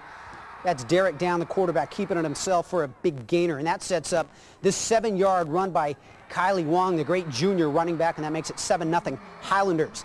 On defense, North able to shut down Oregon City. Jimmy Fritz, that ball right in his paws, makes the interception. The Pioneer coaching staff obviously not too thrilled with tonight's play, especially when Wong scores his second touchdown to make it 14-0. Wong would add a 3rd TD before the half to make it 21-0 North Eugene, and the nail in the coffin came on the first play of the 4th quarter. Down. Coming near side, he's going to find room, and Mr. Down is gone. That's 78 yards as North controls this ball game from start to finish. They do break the Midwestern League playoff jinx, winning tonight 28-0. We had our down points, but we had a lot of high points. Offensive line played really good. Our 2 running backs ran the ball well. I think they both had over 100. And I mean, we just came out pretty good and made some big plays. We knew they were a good team. I mean, their line is so big, and I mean, they're good. They were good. Well, we'd like to show you the other scores. Maybe we'll have those for you a little later. Down on the coast, Marshfield looking to start another postseason drive. Last year, the upstart Pirates went all the way to the quarterfinals before losing to South Salem. Tonight, hosting Newburgh, the team responsible for last year's first-round upset of the Sheldon Irish. Let's head down to the coast. It was a full house, as always, at Marshfield High School. Today, hosting Newburgh. After a scoreless first quarter, Marshfield gets on the board. Quarterback Jeff Meserly pitches to John Lamons. Goes in untouched. Pirates led it 6-0. Now, Newburgh quarterback Lance Reiber had some nice runs for the Tigers, but he liked this one back. He gets creamed by Zach Johnson, loses the ball, and Marshfield would recover it. The Pirates capitalize on a familiar play. It'll be Meserly again to Lamons on the pitch off the option. He'll ramble in for the score, and Marshfield leading comfortably 13-0.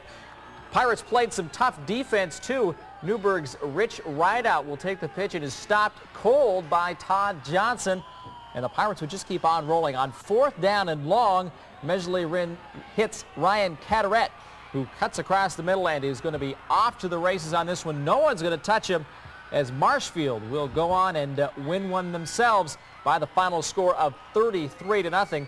We were hoping to show you the scores that they played. We'll go back first to the scores that we wanted to show you after the North Eugene game. You see the final 28-0. They will play Pendleton, who beat Gresham 31-6. North Eugene will host Pendleton as they have the inside track on the home field advantage. Now look at the Lex page if we can. There's your Marshfield final 33-0.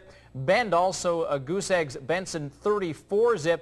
And Marshfield gets the home field advantage for that one. So they'll play next Friday night on the coast. So a good start for both of those Midwestern League teams, and of course a couple of more are still on tap. Yeah, real good start. Last year the Midwestern League won just one game in the first round. 3 of the 4 teams lost. We're 2 for 2 already. We're going to see how the other 2 teams in the Midwestern League did, plus much more highlights. Stay with us. We're coming back. Segment of Friday Night Football, our playoff edition, first round of the state playoffs tonight. We already know that North Eugene won tonight. Marshfield won tonight. Willamette and Churchill also played tonight. We're going to talk about those games. Yeah, those Wolverines, I would have paid good money to go up and see this ball game, but I had fun over at North Eugene. But we had the highlights from Portland, and they're ready to go. A pair of twin offensive engines met tonight in Portland. Willamette and Sunset both sporting high-octane run-and-shoot styles that look to be one of the best first-round matchups. And on the opening drive, Willamette High School's 80 yards, 3 plays. Jamal Wallace with the honors, 37 yards out, 13-10 Wolves at the half. Now, the Willamette defense in the second half was just outstanding. Sunset QB Dak Jordan looking for receivers. Instead finds Willamette's Jeremy Klein. Move to the third quarter now. Wolverines on the move. Wallace breaks all sorts of tackles on his way to pay dirt. It was 19-10 at that point. They would end up going for 2. Eric Jensen lobs to Wallace, breaks more tackles, and it's 21-10. Then they would just keep pouring it on. They sense victory. Jensen, play action pass. Steve Earhart, there's a name from the past, 30 yards. Another 2-pointer adds to it, 29-10. And the defense just keeps on coming. The sack of Jordan again. And Willamette goes up and does its job as it pulls off the upset. The final 29-18. Team they would meet, the winner of Corvallis and Centennial. And the Spartans just get stuffed right off the bat trying to run the ball. And then the Eagles will get the TD from Eli Pardue. Gets the touchdown, and they go on to win that ball game. And I didn't have a final here in front of me. I apologize for that. And let's move on. Let's move on. The Churchill Lancers were the 4th and final Midwestern League team to make it to state. The Lancers had a very up-and-down season this year. They finished 5-4, but they had to travel north to face 8-1 Westland. Obviously, it was going to be a very tough ball game up in Portland tonight. And a good start for the Lancers tonight. Owen Soifer here on the opening drive. He's a great little running back. He gets good yardage, but the drive stalls. Kurt Van Meter here is back, and he is sacked by Westland's Brent Hickson. The first time the Lions touch the ball, it's the handoff to Brian Sandville. He goes up the middle, breaks tackles, cuts back. See you later. 88 yards, and the Lancers stunned already, and they're down 7-0. And now in the second quarter, QB Guy Pop runs the keeper. He goes to the sideline, and he is also going to go for the long touchdown run, and Westland on their way. Here, Van Meter is picked off by Kenny Gillette. Not a good night for Churchill. They lose to West Lynn tonight, 35-0. And just show you the score, West Lynn, again, a big win. They are going to face LeGrand next. LeGrand beats Marshall 23-14. That's a big upset. Marshall was 7-2. LeGrand just 3-5. Heading into that ball game, you don't know what's going to happen in the playoffs, folks. All right, let's move on to Beaverton and Roseburg in town. And that's Terrence Frederick with the sack for Beaverton. Maxim Herma then with a 32-yard field goal. Beaverton rips Roseburg tonight, 32-6. The Beaverton remains undefeated. And they would face the winner of South Salem and Barlow. Greg Rice here rumbles down to the goal line. That sets up a touchdown. Well, there we go. That is Greg Rice rumbling down to the goal line to set up a touchdown, and that is a touchdown. Actually, Terry Hurt then here goes on to score. South Salem loses tonight 22-21. But we had 3 of the 4 Midwestern League teams winning, and we wanted to win because we want to do a show next week. We're going to talk about that at the end of the show. And I didn't want to fill in the gap. Centennial did win that ball game 21-7, and according to our calculations, Willamette will get the home field advantage for next week's game since they haven't played at home yet. And hopefully that'll be on Friday night, and hopefully that'll help us create one more Friday Night Football. We'll keep our fingers crossed. And if I'm correct, then we have all 3 Midwestern League teams playing at home next week. That sounds Marshfield North and Willamette. You're on top of it as much as I am. All right, let's take a break. We're going to come back with more highlights. Stay where you are.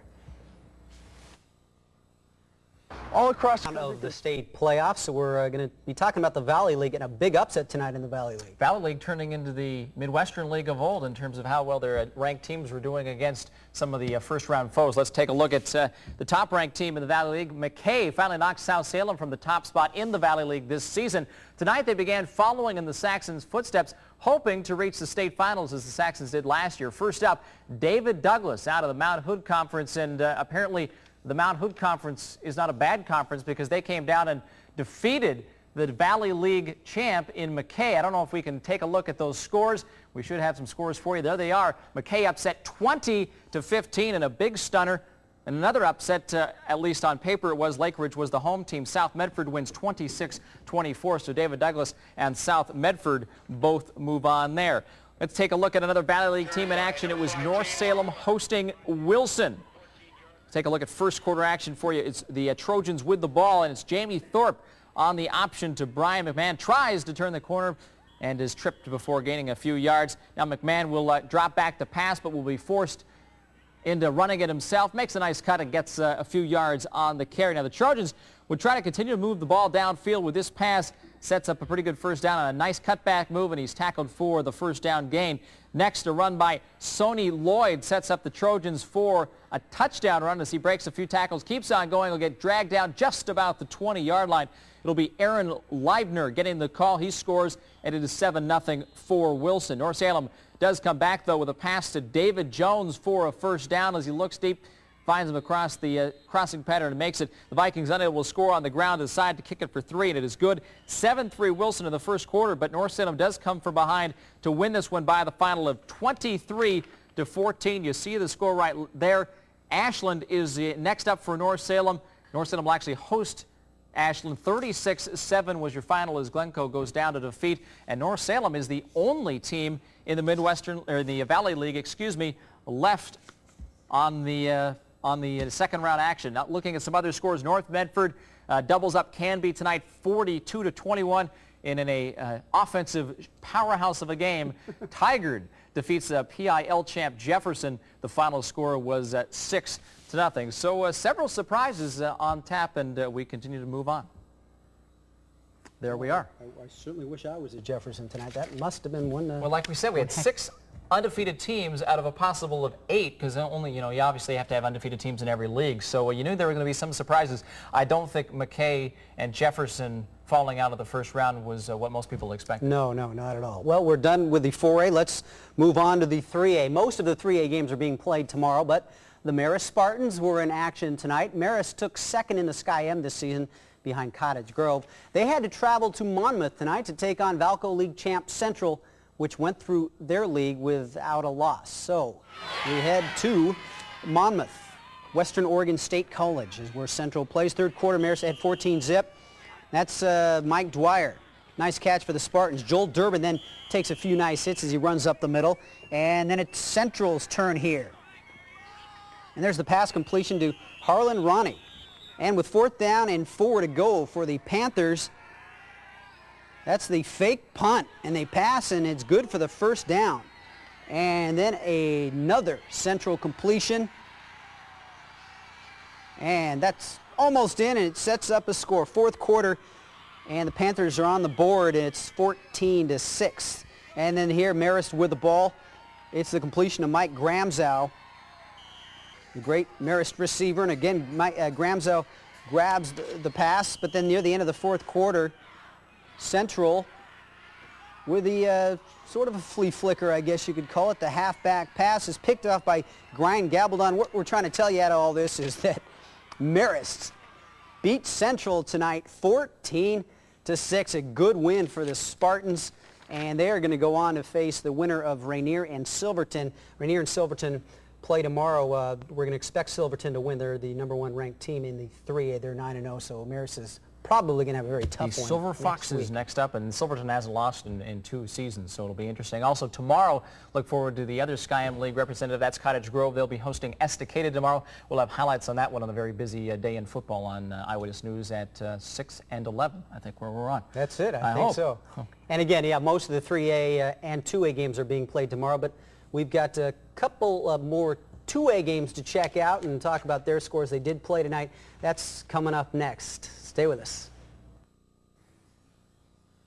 1992 Prep High School football playoffs. Been an exciting evening. A lot of surprises, and most of the games obviously in the 4A ranks. Half the 3A looks like playing on Saturday, and a good 75% of the 2A going to play tomorrow. But a couple of the local teams deciding, at least in the 2A ranks, to get it done and over with. Let's get on with it. Yeah, Monroe played tonight, and that was the ball game I got to go out to. A lot of wild fans at Monroe. They were hosting Kennedy. People yelling, mud everywhere. John Madden would have loved this game.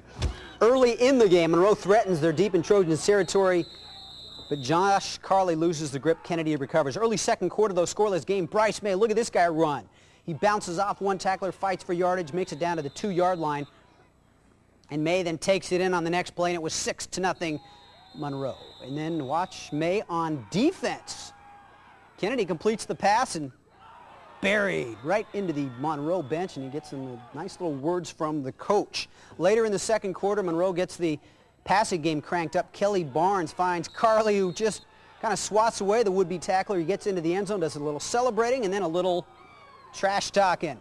12-0 Dragons, but Kennedy comes back for the score. Look how wide open number 11 is. No one around him. He scores. It was 12-6, and then on the extra point, watch this kick.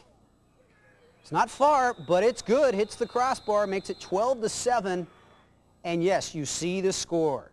Kennedy wins 25-24. Monroe scored with under 2 minutes to go. Went for the 2, didn't get it, so Kennedy beats Monroe 25-24. Also tonight, Crow with a big victory over Regis. They win 28-0. They will next play the winner of Gilchrist and Glendale. And if we can go straight to our play of the night, since we are running out of the time, back to Kennedy at Monroe, the game we just saw. You're going to see this big hit again, Bryce May. This time you get to see it in slow-mo.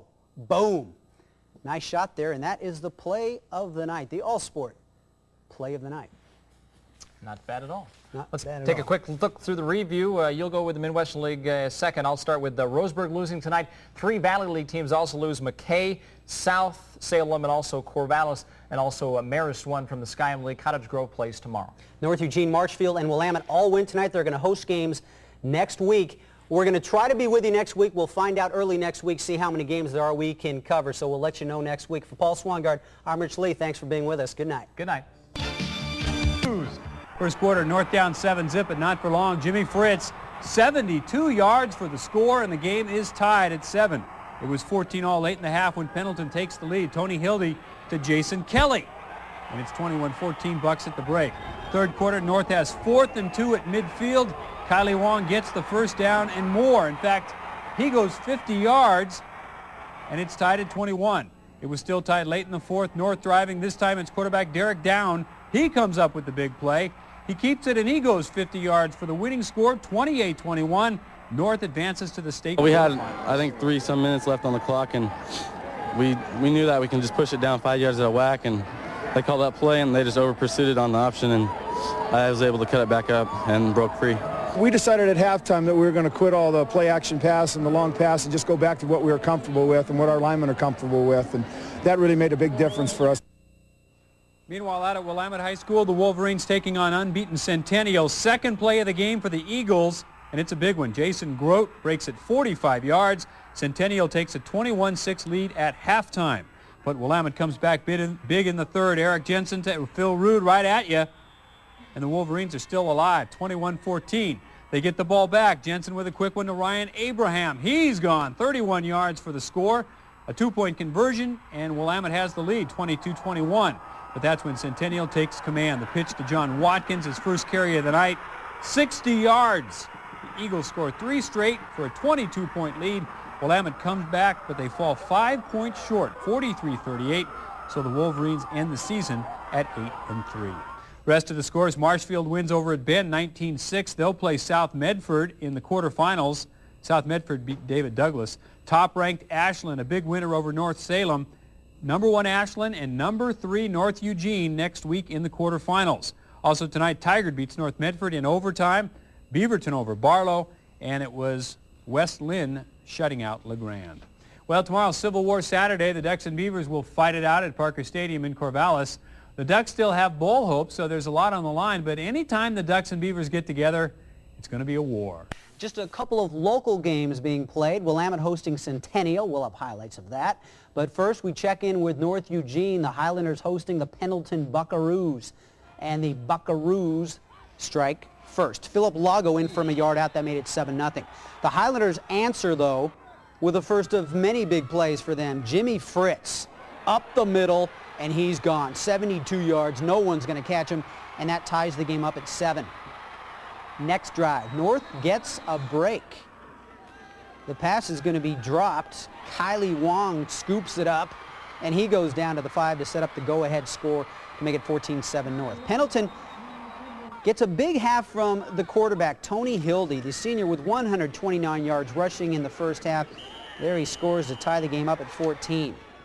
And then he's going to hit Jason Kelly for the go-ahead score. The Bucks led at the half 21-14. North, though, ties it on a 4th and 2 play. Wong here pops loose. He's going to go 50 yards for the touch, and the game was deadlocked at 21 heading into the fourth quarter. 9 minutes left. The Bucks try to take the lead with a field goal, but Andy Bendix blocks the kick, and North takes over. Game still tied under. 2 minutes to go. North quarterback Derek Down takes it from the 50. He breaks loose, and he puts the Highlanders up 28-21. The Bucks come back. They get deep inside North territory, but the Highlanders hold, and they advance to the 3rd round. Well, as far as our school's ever gone, but to us, we just, want to keep going. We don't want to quit now. And North moves on to face number 1 Ashland. The Grizzlies, a big winner tonight over North Salem. Over at Willamette, the Wolverine band trying to drum up support for the home team, but the visiting Centennial Eagles were flying high. Quarterback Jason Grote works the keeper to perfection. He covers 45 yards. Centennial goes up 7-zip. The Eagles 10-0 heading into this game, and they played like it early. Wolverine quarterback Eric Jensen had a rough start. He's picked off there by Jesse Brand. And that led to this 2-yard touchdown run by Eli Pardue. Eagles up 14-zip. Finally, Willamette gets going. Jensen back. He looks to the end zone and finds Steve Earhart all alone. That made it 21-6. Then in the third quarter, Jensen will go back to pass again. He lobs it up to Phil Rudy. Makes the catch in the corner of the end zone, and it was 21-14. Still in the third quarter, Jensen with a quick toss to Ryan Abraham. Abraham breaks a tackle. He's going to score another 2-pointer for Willamette, and they are up 22-21. But then the killer, the ensuing kickoff. Jesse Brown fields the grounder. He finds a seam. He heads to the far side, and he's going to go 65 yards to put Centennial back up 29-22. And then early in the fourth quarter, the Eagles extend the lead. John Watkins is going to go 60 yards for the touch. The Eagles would go up 43-22. Willamette does come back to make it close, but they fall short tonight, 43-38. We just, time ran out on us, and the kids played hard, and that's ends our season, but it was a great season. Real proud of our kids.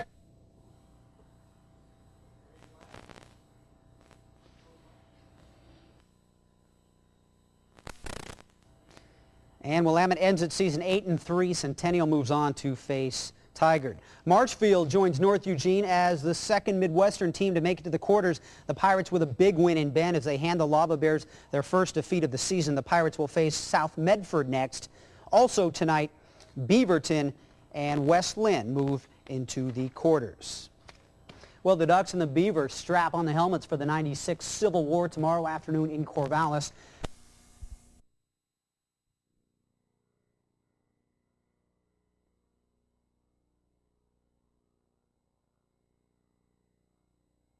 Here's the kick. Jeez, long and deep, but it's no good. The officials say it is off to the right. Didn't matter, he kicked it far enough. Well, I guess he's got a lot of leg. So BYU's missed 2 field goals in the game, and the Aggies will take over 1st and 10. They have not been able to score here in the second half against the BYU defense. See where the line of scrimmage will be for Utah State now. Well, it'll be the 28. Goes to the line of where it was snapped. Nice look at this beautiful fall evening here in Provo, Utah. Looking up towards the Wasatch Mountains. Utah State 1st and 10 from their own 28. Draw play. Wilson into the middle of the lines to the 30-yard line. Gain of a couple. That thing closed quickly. Looked like they had something going. The deception was pretty good, and BYU up to the task here defending it. Abu Wilson carried it. There it is. They actually influenced by pulling a guard the other way. And BYU was able to make the play there. Bill Bryant. He's had a good ball game. 2nd down and 8 for the Aggies from their own 30. Bryant started in place of Herget, who has a sprained ankle. Here's Cavillo to pass. Does pass. He's got a man out there at the 38-yard line. He's to the 40-yard line. That's a 1st down throw to Mike Lee. McCullough covering for BYU. Lee is able to lurch for that 1st down. He's a transfer from Sacramento City College. Here it is. This is the best pattern he throws. Something quick. And a good release. Lee was a sprinter in high school. We've got some speed on this Aggie team. They have a 1st down now on the Utah State 41. Cavillo with Wilson in back of him. Fakes. Gives it to Wilson. Wilson trying to turn the corner on the right side, but nothing doing. They drop him for a loss, and there's several BYU players out there. Bill Bryant's one of them, so is Kevin Nickel. I thought they had something going. Jed DeVries, 75, is leading. It's counter Trey. Looked like they had something going. There's Gomes chasing from the backside, but Bryant up high to get somebody down low. Good defense. 1-yard loss. It's 2nd and 11, Utah State. Back now on the 40-yard line. As we're playing out the 4th quarter now, the Cougars leading 30-9. Cavillo backs off, and he's going to call timeout. He looked over the BYU team, then took a step back, and then in kind of disgust called timeout. We have 13 and a half left to play in the football game. This is the Blue and White Sports Network. Thank you very much. Sunday at 7, Scott Milrod has discovered that the best defense against real life is a great imagination. Is there some spot here where we could go and make out? Introducing Great Scott. What did you say? There was one spot here we couldn't take out. Catch the series premiere. Then at 7:30, you won't believe who auditioned for Johnny's job. Man, was it hot in Burbank today? How hot was it? An all-new Ben Stiller following the premiere of Great Scott Sunday.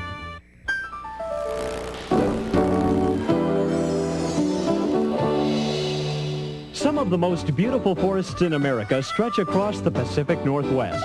In 1990, 6.2 billion board feet of private and public lands were harvested for timber and the many wood and paper products you use every day. But did you know that paper makes up for 1/3 of the garbage sent to America's landfills? Now, a new $65 million recycling and de-inking plant in Halsey, Oregon, is saving more than 160,000 tons of garbage from our dumps each year.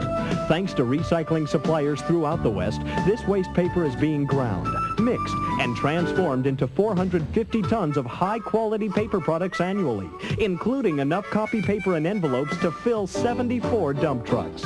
This exciting project, along with the rigorous replanting of harvested timberlands, is helping preserve the forests in the Pacific Northwest for generations to come.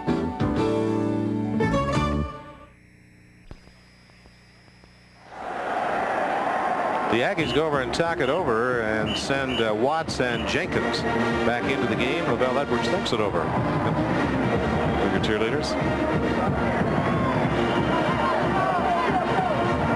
2 they brought out of the game. Well, they brought Aubrey Thompson out at tight end. Cougar defensive team was over around the defensive coaches. They're coming back onto the field now. You see those rushing totals as Willis has really cranked it up in the second half. Second down, Aggies 11 from their own 40. They split 3 men wide to the right with the deep man, the only offensive back, Abu Wilson. Cabile rolling to the right, throws and completes it, and he's out of bounds at the 47 or 48 yard line. Completed at that time to Jim Ray. Nobody tackled him. He just went over backwards after he caught it. Interesting pattern. Gets to the corner quickly, to the perimeter. 3 receivers out in trips, and they all go out and hook quickly. Little comeback to 3rd and short. 3rd down, Utah State. They need about 3 yards, 2.5 to 3 yards for a first down from their own 48-yard line. This time it's 3 men wide to the left side. And Abu Wilson tries to get the first down. I believe he has it with good second effort. See, through 3 quarters of play, Cougars had passed for 353 yards, 460 total yards. The Aggies have 236. Watch Barrett Awai as he's able to hang in there and make the first hit. Then he gets some help from Shad Hansen. 1st and 10, Utah State on the Brigham Young 48. Hancock's passed then for, what, 353 yards. He passed for 383 last week, coming off the bench against Hawaii. Cavilla at an even 200. Cavilla's back to pass this time. Does throw, completes it into the middle of the field to the 40-yard line of Brigham Young University. They're going to get Holmes for holding. Kevin Alexander caught it. They have twin brothers on this team, Kevin and Corey. And now Irv is getting all excited because the wave's underway. I hate the wave. Long game. Coach Weatherby. Jay, I once did a ball game that took 2 days. True story. Holding on the offense. As we get 10 yards in the previous spot. Repeat first down. Houston Astrodome, National League Championship Series. Houston and Philadelphia played. So they had to start Houston and Texas A&M at 10 o'clock that night because of fixing the field and everything. We finished up about 2 o'clock. I did the game with a guy named Stu Nahan. We just went right to the airport and played gin rummy. 2-day game. Is that football? Football game. Football game. Baseball early and then a little football. 1st and 20 Aggies from their own 22 or 42-yard line following the holding penalty. A quick pop right into the middle, but the would-be receiver was not even looking for it. That is Aubrey Thompson, the tight end. In fact, the ball may have hit him in the back of the leg. You know, I'll tell you, Gray played that pretty effectively, though. He was the only man back there. Watch number 5, Gray. A lot of responsibility in trips, but he was right there and would have been in good position to make the tackle if they were able to hook up. Aubrey turns around to look for the pass, and it's already on the turf. 2nd and 20 Aggies from their own 42. 12:04 to play in this football game. Brigham Young leading 30-9.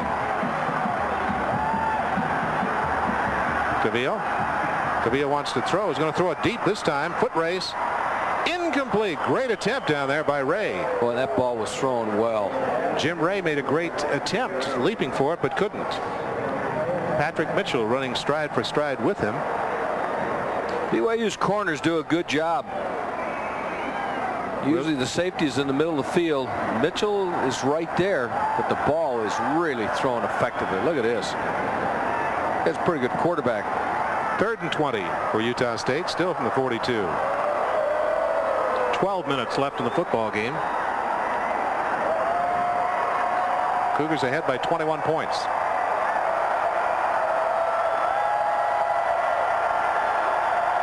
Got 4 touchdowns and a safety. Wilson goes in motion to the right side. Cavillo back to throw. Some pressure. Does throw. Tipped away by McCullough. It's an incomplete pass. So the little guy was covering pretty well on Tony Jenkins. Turned around and just tipped the ball away. I guess he was up and bump and run. All 3 of them on the BYU side were. He just steps up. He ain't very big, but he's pretty aggressive.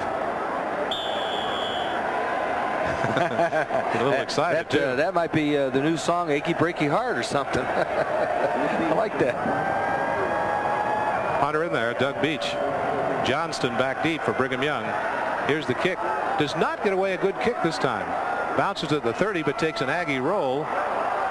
And a flag goes down. Free ball. Was it touched by a BYU player? Oh, yeah, they're diving for it. There's a flag down back where it did take place. It hit somebody in the heel, what I saw, and they're diving for the ball and trying to sort this out. It's hard to tell, that pile of humanity. They may have to divide up the football. Cougars say they have it, and they do. There are several BYU players down to the bottom. Hall, number 56, has it. It's always dangerous when you're going back, and let's see if it hits him in the headgear. Well, definitely got him. It bounced off a BYU player, so then it became a live ball, and the Aggies may well have had the first shot at it, Irv. Yeah, I like the way Johnston reacted and went back. This happens a lot when you're in this position, you're chasing, and you're trying to block somebody. Let's see what the penalty is. There was also a flag down. Got to sort all this out. It's that illegal block in the back, the 10-yard penalty on Brigham Young. So the Cougars will have about as poor a field position as they've had in the game. We have 11:47 left to play in the football game. A lot of people have asked back against the receivers, 10 yards from the spot of the foul, first down. Who would back up Ryan Hancock? Well, the next player is Tom Young, is Steve Young's brother, and he's a fine athlete. And then Irv, there's a young man named Shoemaker that you'd know out of Colorado who's a freshman who'd be from Longmont next. He's a good one too. He's a great prospect. I formation BYU. 1st and 10 from their own 12-yard line. There's the quick pitch. This is to Galen Hall. Fumbles the ball but comes back up with it. Now he's trying to go back to the outside, and he turns nothing into about an 8-yard gain, along with a little juggling act back there with it too. He ran east and west for a long time. Finally was able to square the shoulders. And now watch this. Watch how long he runs east and west after the cutback. All the good ones cut back anyway. East and west, east and west. Now finally he turns. Got a little help down there. I think that was Drage. He's very, very hard to tackle. 2nd down for BYU after a gain of 8. 2nd and 2 for the Cougars. They'll run it again to Kalen Hall. Kalen stacked up at the line of scrimmage, might have a yard. It's going to be 3rd and short yardage for BYU. The Las Vegas duo for BYU. Kalen Hall is a junior out of Las Vegas, played at Dixie Junior College where he's an All-American, and Jamal Willis, who's a sophomore. They were both outstanding players. Willis was the Nevada Player of the Year as a high school player. I understand they played against each other in high school, but if you ask them how they did, they say, I don't know. Didn't pay attention. Yeah, I didn't know him. 3rd down, about a yard to go for BYU for a first down. I formation. Here's the time to play action if you choose to do it. Hancock, delayed handoff. They open up the hole, and Kevin Hall shoots through. He's got the first down to the 28 or 29-yard line. Now a flag goes down after the play is over. That one was really late. Let's see what this one's all about. Boy's got some quick feet. He does. Very, very quick. Here's Hall. Got the lead block and a nice effort. Holding on BYU. And that was up. The flag was thrown up where the tackle was made. Well, the only one in the area is the guy that we're looking at, Gary Payne. I didn't see him do anything, to be honest with you. Salioni had a nice block at the point of attack. The officials go over to Lavelle Edwards and explain to him what happened. Holding against the offense, 10 yards from the end of the run. Repeat, third down. So what that makes it then is the run stands and the penalty goes back from where the hold occurred, but it's still third down. So instead of 3rd and 1, BYU has 3rd and 4. The line of scrimmage is the 18-yard line. Time left in the game, 10-14. And they bring Drage out wide to the left. Tyler Anderson is wide to the right, and they'll operate from the shotgun. These players could be getting tired here tonight, Irv. It's been a long night. Hancock wanting to pass does. Complete to Drage to the 30-yard line. That's enough for the first down. Drage is shaken up a little bit. Let's see how bad this is. Did we have another flag down? I don't see the flag, but the referees are talking. BYU moved early. It should be a motion penalty. Drage finds the open spot in the zone, but it's all going to come back. Had a tackle move. Well, the Cougars then, they had 3rd and 1 at one point in this series. Then it went 3rd and 4. Now it'll be 3rd and 9. When the coach puts his hands on his knees, he doesn't like it. That is a good sign. I mean, you're reading the sign correctly. You baseball coaches, you can read those signs. There's Tommy Robinson. He's Put 5 busy. seconds back on the clock. He's going to be tired. He's giving a lot of signals. Paid by the hour. Put 5 seconds Paid back by on the the call. Well, they put 5 seconds back on the clock to make it 9:58 to play on this game. And it's 3rd down and about 9 for Brigham Young, with the line of scrimmage now near the 13-yard line. This time Doman's out to the left. Otis Sterling wide to the right. Hall and Heimuli are the setbacks. And Ryan Hancock trying to get 9 yards, or they'll have to punt it. Aggie showing blitz. They're coming after him too. He sets up and throws, and was he inbounds when he caught it? He was. What a catch over the sidelines. Is that Otis Sterling? It is. Otis Sterling made a fine grab on the far sideline and got a foot down for a first down throw. Watch the backs pick up the stunners here. Heimuli. Well done. We see the end of this, and then all you got to do is have 1 foot down in college football. Otis Sterling, a senior out of Riverside, California. What was man? He's a good student. He's in law school at BYU. Yeah. Excuse me, David. What was impressive for me was the job that Heimuli and Hall did picking up the stunts. They're in split backs, and they really did their job. 1st and 10 BYU at the 24-yard line. The Aggies coming after him. He rolls out to the left, looking down, sets up, throws downfield, and it is incomplete. Now a flag goes down after the ball went by. And this is a jump ball. This could have been on anybody. Anderson and Doman, I think, were there for BYU. Flag went down, and they'll come back and talk to referee Robinson. Back judge is Bob Collins, had the call.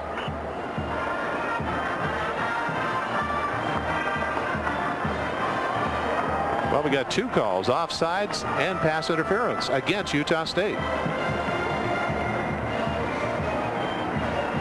Lots of yellow flags on the turf here towards the end of the game. 9:25 to play. This particular drive has been like watching a tennis match, back and forth, moving your head. They go up a ways, go back, go up, go back. Here's the call. Offside against the defense is refused. Pass interference against the defense. 15 yards from the previous spot. Automatic first down. Coach Weatherby, Herb, we were talking about you baseball coaches in sign language. Well, that was the Bronx cheer. He didn't like it. I don't think so. Is that what he said? He didn't care for the call. 1st and 10, Brigham Young on the Cougar 39-yard line. As Doman comes to the left, Sterling to the right.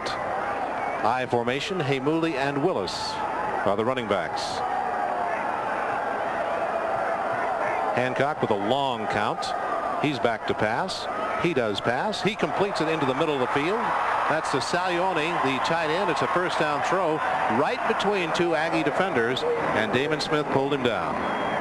BYU will use this when you're taking away the curl, and that's what Utah State does on the outside. He takes a look at the curl, it in there, goes right to Salioni. 3 people around him, threads the needle. This guy's got a good pair of hands. He's only a freshman. He played at Provo High School right here in the Cougars' hometown. He has a brother who's a pretty good football player too, who's coming to BYU. He's on a Mormon mission right now. Here's Hancock to pass. Screen. They wanted to set up the screen, but Hancock didn't unload it. It was well covered over the left side anyway. They haven't sacked him many times, but they got to him that time. I thought Hancock did a great job, though, because that screen could have been picked off. 98, Brock Phillips was right there. I don't know if we'll see that. It's a twist. Here they come. He sees Phillips, and he's going to eat it, period. Gustafson tackled him. So by taking the yardage, they avoided what could have been a bad play by throwing it. Might have been a score if it was picked off. It'll be second down for BYU. He looks a little tired right now. Hancock? Yep. Take a look. Got his hands on his hips. That means that you're sucking for air. Second down for BYU and 24 for a first down. The official's talking about something again. I don't know what it is this time. There's no flag down. We have 8:20 to play in the game. Brigham Young leads 30-9. One official is over talking to Coach Weatherby from Utah State. What do they want to do? Put more time on the clock again? Yeah, they do. They put time back on the clock. I want to get our money's worth here.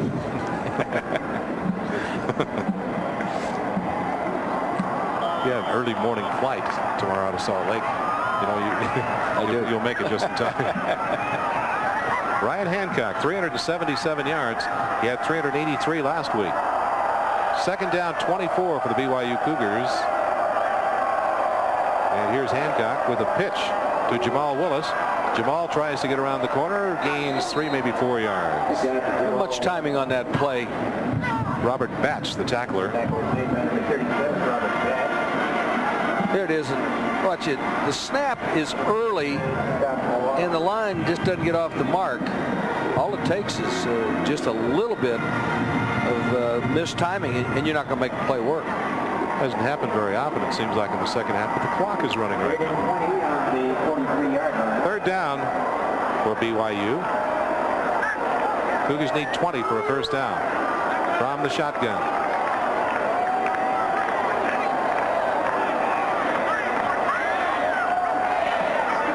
Here's the snap. Hancock looking to pass. Does pass into the middle of the field. Incomplete. Another flag down as BYU is in motion. That was intended for Drage, but it's an incomplete pass. And as Irv pointed out, we do have the yellow flag down again. Well, they'll decline this and force him to punt.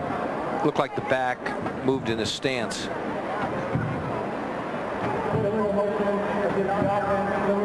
Fourth down. So Brigham Young will turn it over to the punter, Joe Herrick, junior out of Orem, Utah. He'll kick from his own 26-yard line. The Aggies have Watts back at his own 20-yard line. 7:30 to play in this football game. Had only 7 points scored in the second half by the Cougars on a long pass play from Hancock to Drage.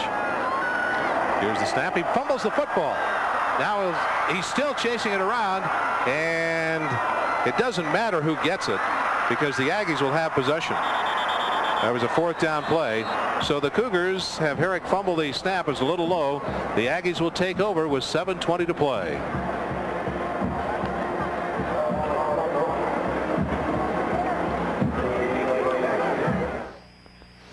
Club. One side features a three-dimensional image of the Heisman Trophy. The other, a sculpted image of Ty's official Heisman portrait. Crafted by Liberty Mint, each oversized medallion in this first ever series is struck from 2 ounces of pure silver, individually numbered, then hand detailed in 24-karat gold.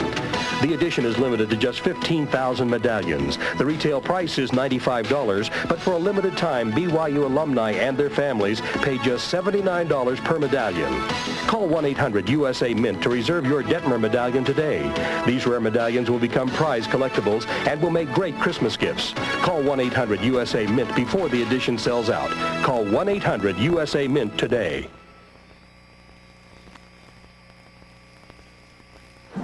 The Utah State Aggies had a player shaken up on that play. It's coming out of the game. So number 5. Looked like Smith. Jay, what you trying to do now is get in the end zone quick and onside. This thing isn't over. Gives you a life. They split 3 men to the left. It's the 19-yard line of BYU. Quick pass is complete to Watts. Watts breaks through 2, 3 tackles. He's to the BYU 6-yard line. Would be a bad idea to go without a huddle here.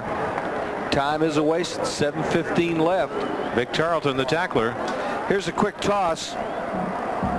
He's done a nice job with this play in the slot. Watts, who's a gamer, battles down to about the 6-yard line. The Aggies will have a 1st and goal on the BYU 6-yard line then.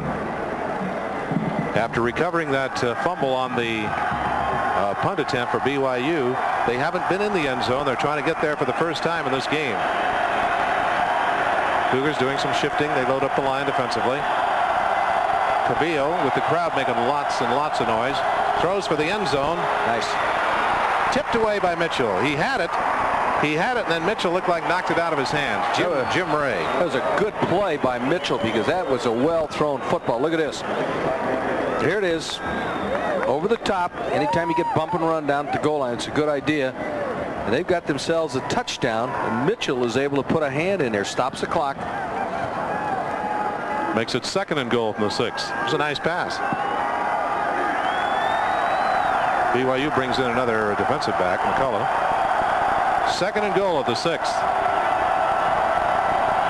Little swing out to the right side, trying to get around that corner. He can't do it. He's to about the 5-yard line. Abu Wilson took that pass, and McCullough came up to tackle him. 2 number 1s. He's a good tackler, little guy. So you got to go for it. Well, it's only 3rd down. My mistake. See, well, they'll mark it on the 6-yard line, so it's 3rd and goal from the 6.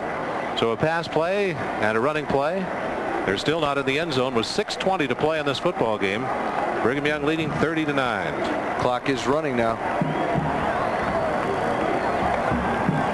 Watts, Jenkins, Ray wide to the left for Utah State. No setback. Trips left. They'll try a seam, it would appear. Cavillo right on top of him. They'll sack him. BYU shot about 4 players through, and Anthony Cavillo was dropped for a loss. Scott Sherralla was the first one to get there. Yeah, he needed to get out of that call, and apparently just couldn't do it, but BYU had the answers here. This was going to be a quarterback draw all the way. Notice they pull the guard. That's always a good indication of what you're trying to do. Well, the Aggies face 4th and goal from the 9-yard line. And there's a little confusion as to what they're going to do. Well, some people were coming off, but the field goal is not the play here. Charlie Weatherby sent his people back in. The center came out, Holmes, to bring in the snapper. They've only got 10 seconds to get the play underway right now. 3 men wide to the left. Cavillo trying to get it underway. Rolling to his left. Pressure. They sack him. Back at the 19-yard line, so BYU stopped him. Randy Brock, one of the first one. Brad Hunter. That BYU defensive line, Brock, Gomes, Pitts, Hunter, Sherralla, they played very well. Well, every time they've been down in the red zone, they've come through. They were in trouble here because of the fumble, and yet BYU defense is able to get the chores done. Nathan Hall is involved, so 5:03 left. Remember, it was 1st and goal for Utah State. Here's the play again. One more time, a sprint to the left. The coverage was good by Tarleton. And then BYU is able to take care of business. So you would assume Lavelle would like to run some time off the clock here. It was 1st and goal on the 6, and it winds up on the 18-yard line. Brigham Young with the ball. There's a quick pitch to Willis trying to go wide to the right side. They gang up on him at the line of scrimmage. intelligently, he doesn't run out of bounds, so the clock keeps ticking with 4:55 left. Ball game 3.5 hours old. 5 minutes left to play in this football game. Actually 4:45. Gustafson, the tackler for the Aggies. Willis gained a yard. It's 2nd and 9 from the BYU 19-yard line. Cougars have the only score of the second half, and they lead Utah State 30-9.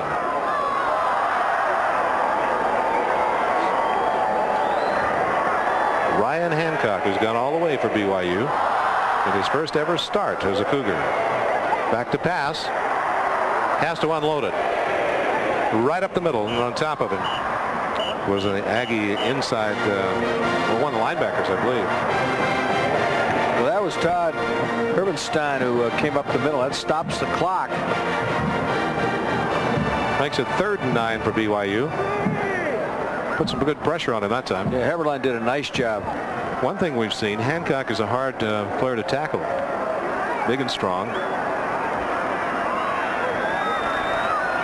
4:13 to play in this football game as the Cougars have 3rd down and 9 at their own 18.5-yard line.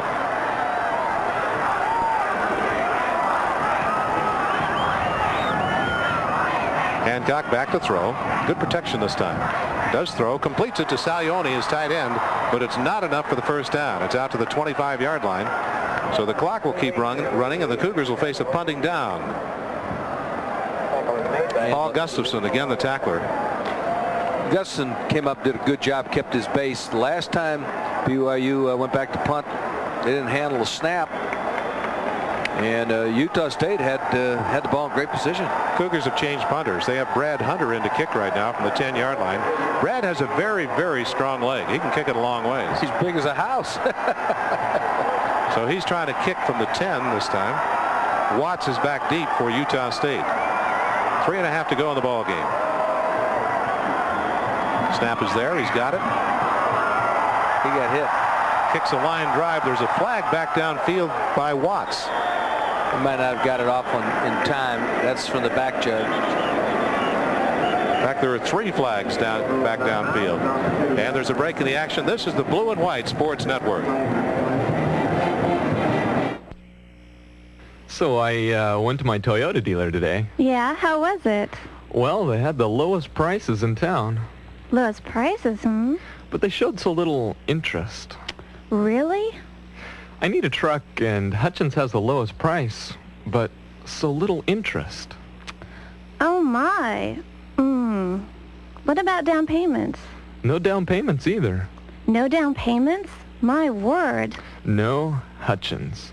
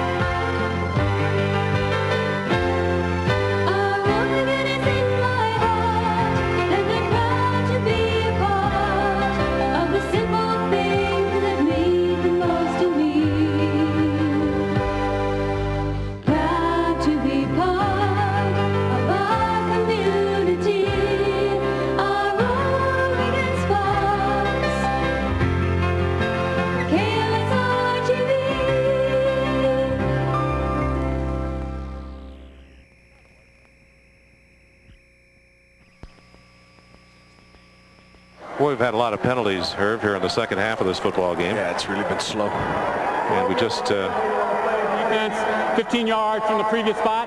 First down. BYU's going to keep the ball because the penalty was on Utah State. Missed it. Yeah, it's illegal participation. Is that too many players on the field? That's usually the call when it's that. Well, there are enough flags down, so everybody saw it. They were alert. Doesn't matter how late it is. Guys are on the ball. Illegal participation, and again, that usually means too many players. So it's a 15-yard penalty, automatic first down for BYU, and the Cougars with the ball on their own 40. Then split backs this time. Should sweep. Nope. Hancock's going to throw. He runs up into the pocket, breaks free, and goes down at the 43-yard line. Another flag down. Yep. Once again, we have a flag down. Jermaine Younger has been all over the place. Made the stop. Motion penalty against BYU. That's been called a lot in this game. 3:11 to play in the football game. Brigham Young ahead 30-9. Looking ahead at, we mentioned that BYU has Fresno next week. We'll have it right here on the Blue White Network. But illegal motion against the offense. 5 yards from the previous spot. Repeat first down. Kansas State comes into Logan October 17th. That's late for a non-conference game for Big 8 schools. The Cougars are going to bring Tommy Young into the game at quarterback now. So Tom Young will come in with 3:11 to play. Hancock gets quite a hand from the crowd for his performance tonight. But now Tom Young getting his first experience for BYU in varsity play. This young man's a good athlete. He's now the number 2 man on the Cougar depth charts at quarterback. It's a pitch to Christensen, a tailback. Christensen running wide to the right is knocked out of bounds on the far sideline by Damon Smith. Young gets under center just like his brother. His brother's the fastest guy I've ever seen play that position in the pros. I've seen scramblers like Elway and Tarkin. I've never seen anybody with better speed than Steve Young. He turns a corner. I'm not so sure he could have made it as a running back. And some people say as a defensive back. Well, did he start out as a linebacker here? Well, they wanted to put him back there, but he wanted to play quarterback. And anyway, that was being considered, right? 2nd down and 17. It's another running play. Christensen with Tommy Young handing off to him. Gains 2 or 3. Willie Jackson made the stop. Clock running. So BYU will go to 2-3 with Fresno coming in a league game. And after that, they'll head to Laramie and play Wyoming. Utah State gets back in Big West action October 24th against San Jose. They're in Wyoming this weekend, so you get a little bit of a gauge on what kind of ball club they'll have. 3rd and 15 for Brigham Young.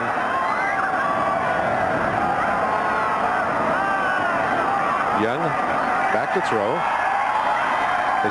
Throws to the right side. It's caught over there. A gain to the 40-yard line. A gain of about 6 for BYU. So Young completes his first pass. Throwing over to the right side. Now we've got some new players in there. Let's see if we can pick up. 21 would be, Chad Knowles. Knowles is a freshman out of Sandy. He was a decathlete in high school. First pass by Young as a Cougar. Throws a little screen, safe pass, and they'll have to punt it away again. So Hunter, who's 6'7" and 280.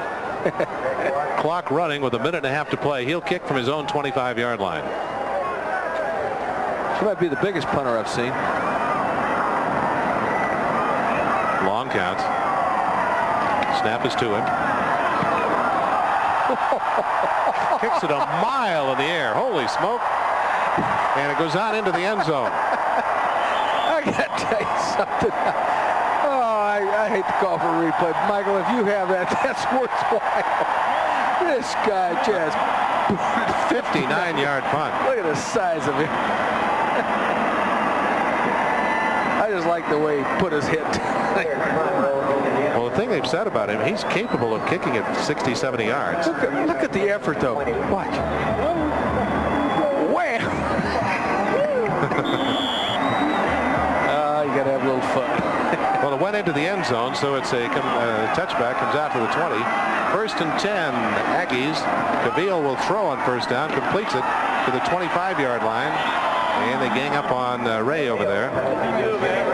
Jim Ray. Patrick Mitchell, first one there. We're down to the final minute of the football game now. And the Aggies have the ball. 2nd and 5 from their own 25. BYU's led the entire game. At one point, however, it was 7-6. Oh yeah, nice little in-state scrap. We'll have BYU and Utah right here on the Blue White. Cavill throws into the middle of the field, and it's incomplete. Try to get it out to running back Abu Wilson. Number 1, Abu Wilson. Cougars with a lot of changes out there defensively now. McCullough, Wise, Stone, others. Let's see, Christensen, Mazzata playing for BYU right now. Simpson. I want to see 1 or 2 plays tonight again. I want to see that pass to the referee, and I want to see Hunter punt. It was disappointing though as Robinson dropped it. 3rd down and 5. Wilson goes in motion. Here's Cavillo to throw. Does throw. He's got a 1st down. Completes it to his 36-yard line. That time to Tony Jenkins. 33 seconds now left in this football game. Next week, BYU at home against Fresno State. A noon kickoff here in Provo. The Aggies have the week off, and then they'll play at home the week after against Kansas State. They're all set to get a play underway as soon as it's marked. Cavillo's moving Wilson in motion now. He's back to throw. Fakes once. Throws into the middle of the field. It's incomplete. He underthrew the receiver, Greg Watts. 21 seconds to go. Well, I think the Aggies, they can look forward to this year and next year with this young man at the helm. I like their potential. I just think they're doing it the right way. I like their enthusiasm. Gave up the home run tonight, and that really hurt him. But you're going to do that when you're outmanned and you're trying to really be disruptive on defense. Here's Cavillo to throw once again. Swings it out to Abu Wilson. He's to the 45, to the 50, and out of bounds in front of the BYU bench at about the 47-yard line of the Cougars. This kid can run. Yeah, he's going to hurt some people in the Big West. He's got 3 more years after this one, too. Here it is. Cavillo, who up around 250 yards, I would suspect. Look downfield, nothing there. Goes to the secondary man. See if he tries to put one in the end zone. He's shown us enough of arm to at least give it a go. 14 seconds of play left. And the Aggies have the football. Now they call a timeout. Charlie Weatherby was a quarterback. Jim Zorn is offensive coordinator. Be sure and be with us next week when the Fresno State Bulldogs come to Cougar Stadium for the first time as a league member to take on BYU. It's an important Western Athletic Conference matchup. Fresno State undefeated in league play. They've won their only WAC conference game, and they're not playing conference this week. So, well, they'll be 1-0 for sure when they come into town next week. Join us for WAC football as BYU hosts Fresno State next week on the Blue and White Sports Network. I'll tell you where you get all you want is when you go to Fresno. You know, it's a sunk down field. There's terrific enthusiasm. There's a look at Lavelle Edwards congratulating some of his players, Hamuli and Anderson. The WAC baseball championships will be hosted by Fresno State next year, a 6-team tournament this year. Yeah, I'll tell you something. Fresno is a terrific addition in baseball too. That Bob Bennett, he's got some guys like Terry Pendleton can play a little bit. Have a good track program too. In fact, they have a good all-around athletic program. Gary Colson, he used to be in New Mexico, the basketball coach. 1st and 10 Aggies on the Cougar 47. Cavillo back to throw. Being chased out of the pocket, rolls to his right, shoots it downfield, and it's incomplete. Threw it out of bounds.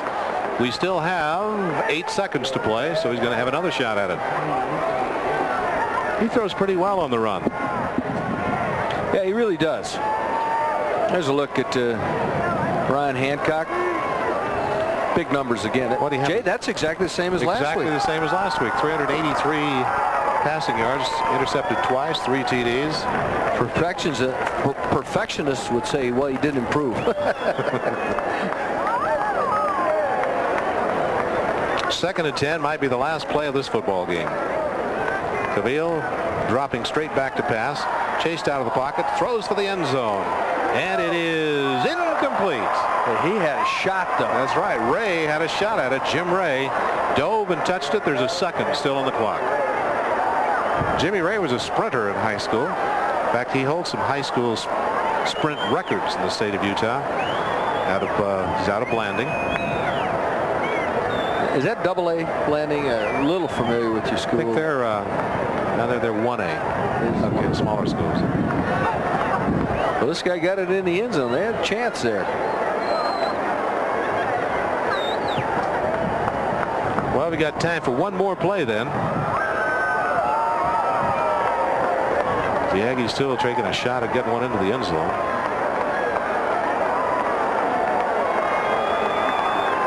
Cougars lead at 30-9, and here's the last play of the game. Unless we have a penalty. No, we got one right now. Guess it used too much time. Well, delay a game against the offense. See, I'll tell you what, in basketball, when there isn't a clock like there is down there, you can count to 5 or 6 in 3 seconds, you know, but here there's a clock for everybody to see when they start that 25-second clock. Ray, by the way, played at San Juan High School. So after a 5-yard walk-off, here is Cavillo back to throw again.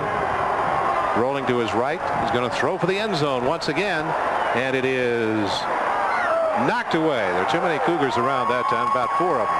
And that's it. The football game is over. Brigham Young University has defeated the Utah State Aggies by a score of 30-9 in a game played here in Provo.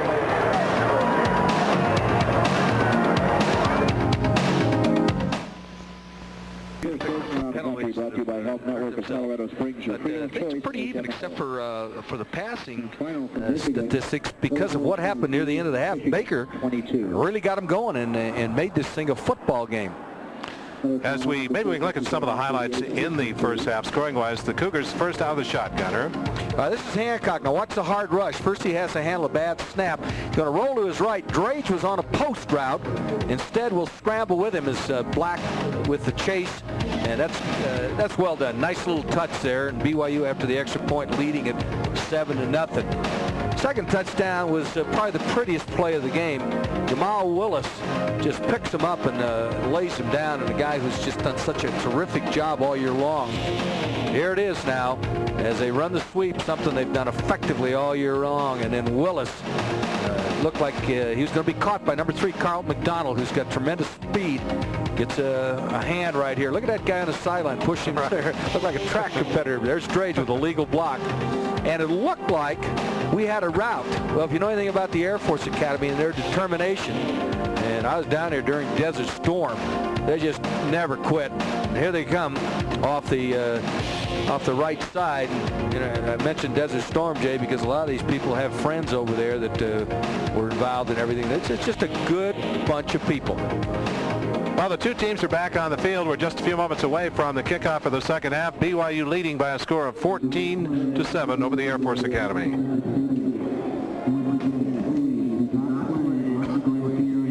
You had the option in the second half, and they elected to receive. See, Air Force Academy also will have the wind to their back for this third quarter. Yeah, and it's been a little bit of a factor. Look at the time of possession. Quite frankly, Jay, I'm really surprised at that number because Air Force really it was 3 and out for so long, and then Jarvis Baker got them rolling. Well, BYU to receive. The Cougars back deep. They have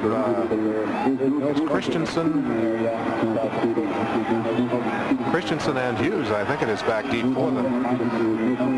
As McInnes will kick off for the Air Force Academy, and here's the kick with the wind. Kicks a line drive, and Christensen has it sail over his head and out of the end zone. And Brigham Young University will take over then, 1st and 10 on their own 20, and see if they can get something moving offensively here in this third quarter. Not a lot of offense by the BYU team as far as total yards, but they had 180 yards in the first half. Well, most of that was from Willis. He had 101 rushing. Hancock, 77 yards passing. Baker, 10. The one he completed was a key pass on that drive when they scored. But both defenses were superb in the first half. Falcons speaking and showing blitz every time. Cougars run it on first down. Kalen Hall.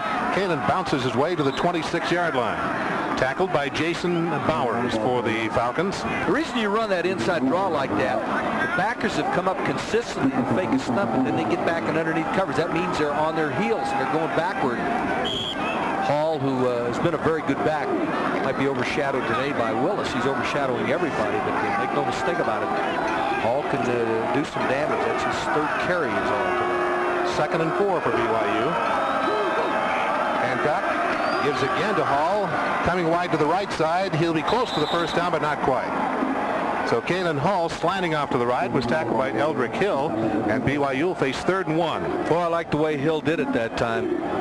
Guy who played some high school baseball. He looked good against Rice. He had 10 tackles, closed very effectively. This is a quarterback sneak situation unless you try and get it the cheap way with a hard count. Hill started every game for the team last year. They have 3rd down, really a half yard for a first down. Here's a long count. They'll give it to Jamal Willis, and Jamal has the first down. Coming up over the right side to the 31-yard line. Jason Bowers tackles him. Tough to handle a big ball club like BYU. Bowers comes in, watch 45, doing his very best, but he gets nailed just enough to give him the first down, so they're on schedule. 1st and 10, Brigham Young on the 31-yard line. There's an official's timeout.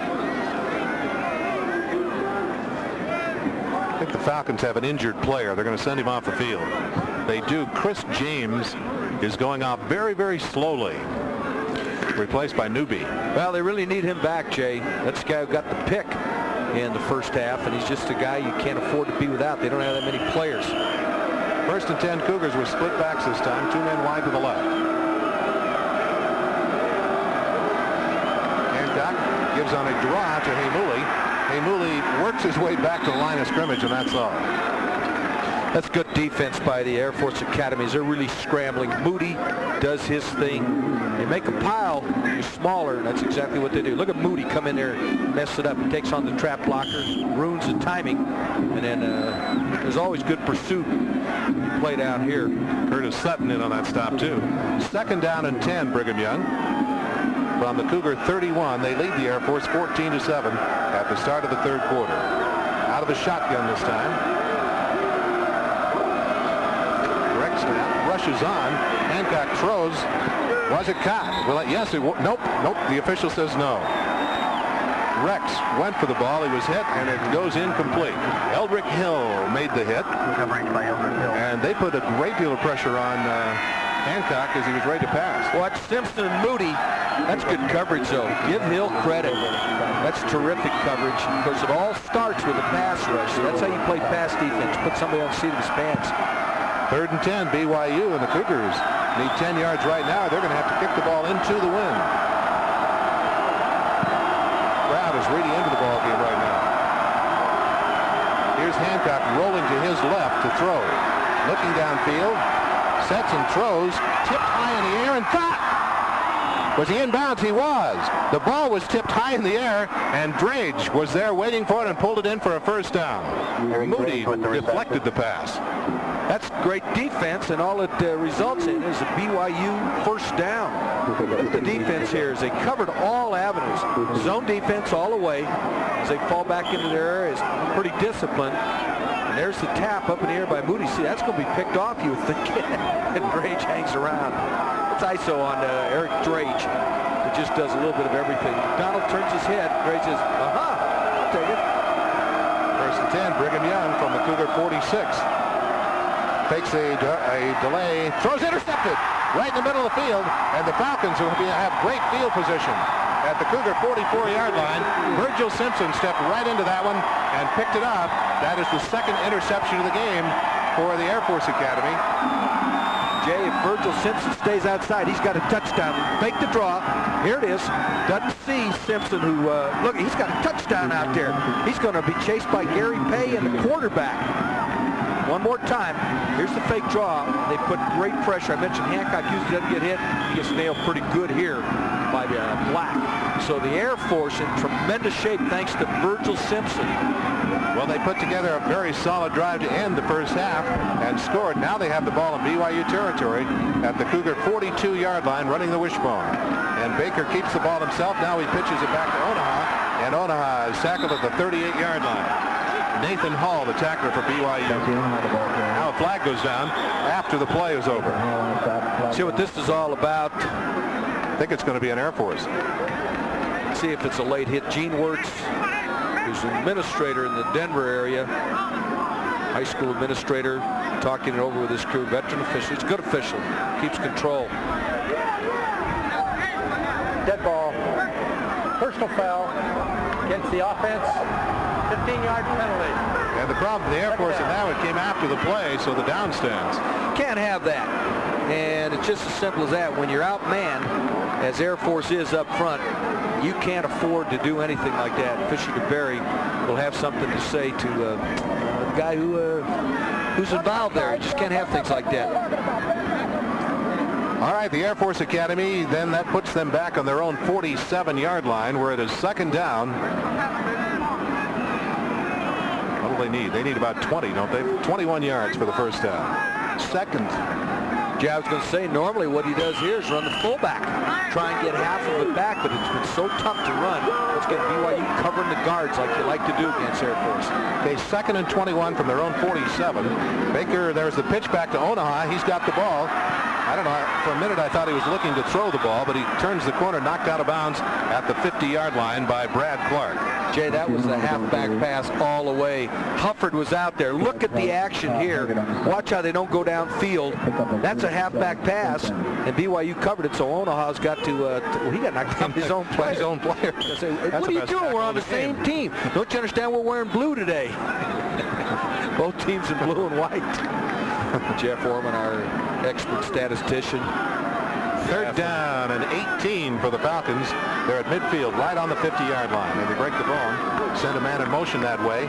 Here's Baker rolling to his left, looking to throw. Throws in the middle of the field. Incomplete. Something I've never seen the Air Force Academy do, Jay, is throw the football in the middle of the field. And I said it was middle. It was not. He faked in the middle. He really threw right over by the yardage marker. They don't throw in the middle of the field. That penalty really hurt the Air Force after Simpson's interception. So they'll be forced to punt. And kicking is Chris McInnes, who kicked very nicely in the first half for them. He'll punt from the 36-yard line. Cougars with two men back deep, Johnston and Drage, both near the 10-yard line. The wind favoring the kicker. Here's the kick. It'll go into the end zone. So Brigham Young University will take over first and 10 from their own 20-yard line, leading by a score of 14-7.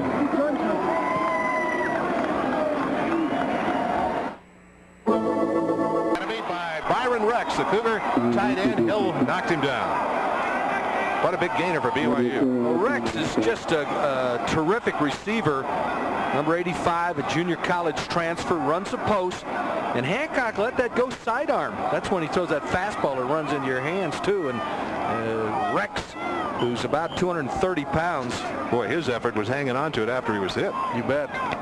Well, the Cougars suddenly threatening that on one play. They're in the Falcon 34, first and 10. They lead 14-7. We're in the third quarter. Falcons showing blitz. They may have been offside. This is Haymuli. Flags go down. Flags do go down, and it looked like the Falcons jumped, but were they drawn off? That's what we'll have to wait and see. 49-yard pass, that one to Rex. Hill and Baker the tacklers on the last play. I can see why Broomfield wins the offensive line award every week for BYU. Offside, defense, 5-yard penalty. Just continuing with that, Jay. Watch his block. Watch 71. Timing is screwed up here because of the offside, but watch 71 do his thing. See if we pick that up right there. There he was. That's what permits you to pick up the decent yardage. 5-yard offside penalty on the Falcons will put the ball on the 29-yard line of Air Force. So BYU leading 14-7 and now threatening. Penalties, the Air Force have 2 for 20 yards. And BYU has a first and 5 call. Long count, delayed handoff. Jamal Willis, nothing. Back to the line of scrimmage and tackled by 3 players. Chris Baker's the first one. Baker, who got nailed a little bit and had to leave for a while, makes a terrific play. They lose a yard on this one, so make it second and 6 for Brigham Young on the Falcon 30. Falcons have picked off 2 today. Let's take a look at Ryan Hancock's numbers. The one touchdown to Drage now shifts into the gun. And the snap and the pass. See if that was caught or not. No, they'll rule it an incomplete pass. The official over there says it is not a completion. Byron Rex flexed out about a half a yard. Or, I mean, yard and a half, I should say. Let's pick it up here. Right down. Here's Hancock. Now a flag's gone down, and it may be over something BYU said to the officials. Well, Rex felt he caught the ball. Couldn't really tell if... See, the official says he was out of bounds. That's the ruling. So this is going to cost BYU. Can't lose your discipline here. Dead ball. Personal foul. Gets the offense. 15-yard penalty. Well, that's what hurt Air Force when they had the ball just a moment ago. Now BYU shoots himself in the foot, too. 14-7 BYU, 10 minutes to go in the third quarter. And the Cougars had a 1st and 5. Now they're going to have long yardage. There's Fisher DeBerry. They brought him in here specifically to run the wishbone. It gives you a chance with smaller people. You have different blocking schemes. It's all angles. You don't see the backs coming out, and all of a sudden they're on top of you. And he's really done a great job with the scheme. He goes to the bowl every year. How'd you like to play him in Memphis and not see this thing? You know, BYU sees it every year. Teams like Mississippi State, Ohio State's got to be out of your mind. I'd turn it down. I'd go somewhere else. 3rd and 20 for BYU from the shotgun at the Air Force 45-yard line. He's got the snap. Dropping back. Steps up, and they'll sack him this time for the first time today. So BYU is going to be forced to punt, and just when it looked like they had an opportunity to score, they are forced into a punting situation. Sutton and Baker leading the way. Well, they did a great job. Once again, Cal McCombs is a pretty good coordinator, comes with a twist. That means you take the place of somebody. There's the twist. There's Baker coming around. Start out a tackle. That's pretty good quickness. For the Cougars, the punter coming in is Brad Hunter. He will be asked to kick from his own 35-yard line. See if McDonald comes hard. Now he's lined up on the left side. Air Force one man back deep. They have 10 men on the line of scrimmage. Hunter gets the kick away. Good one. Fair catch, the signal. We let it roll, and BYU just can't quite keep it out of the end zone. Very, very closely to doing so, but it'll be a touchback, and it'll come out to the 20-yard line. Nice punt by Hunter. BYU had 14-7. This is the Blue and White Sports Network.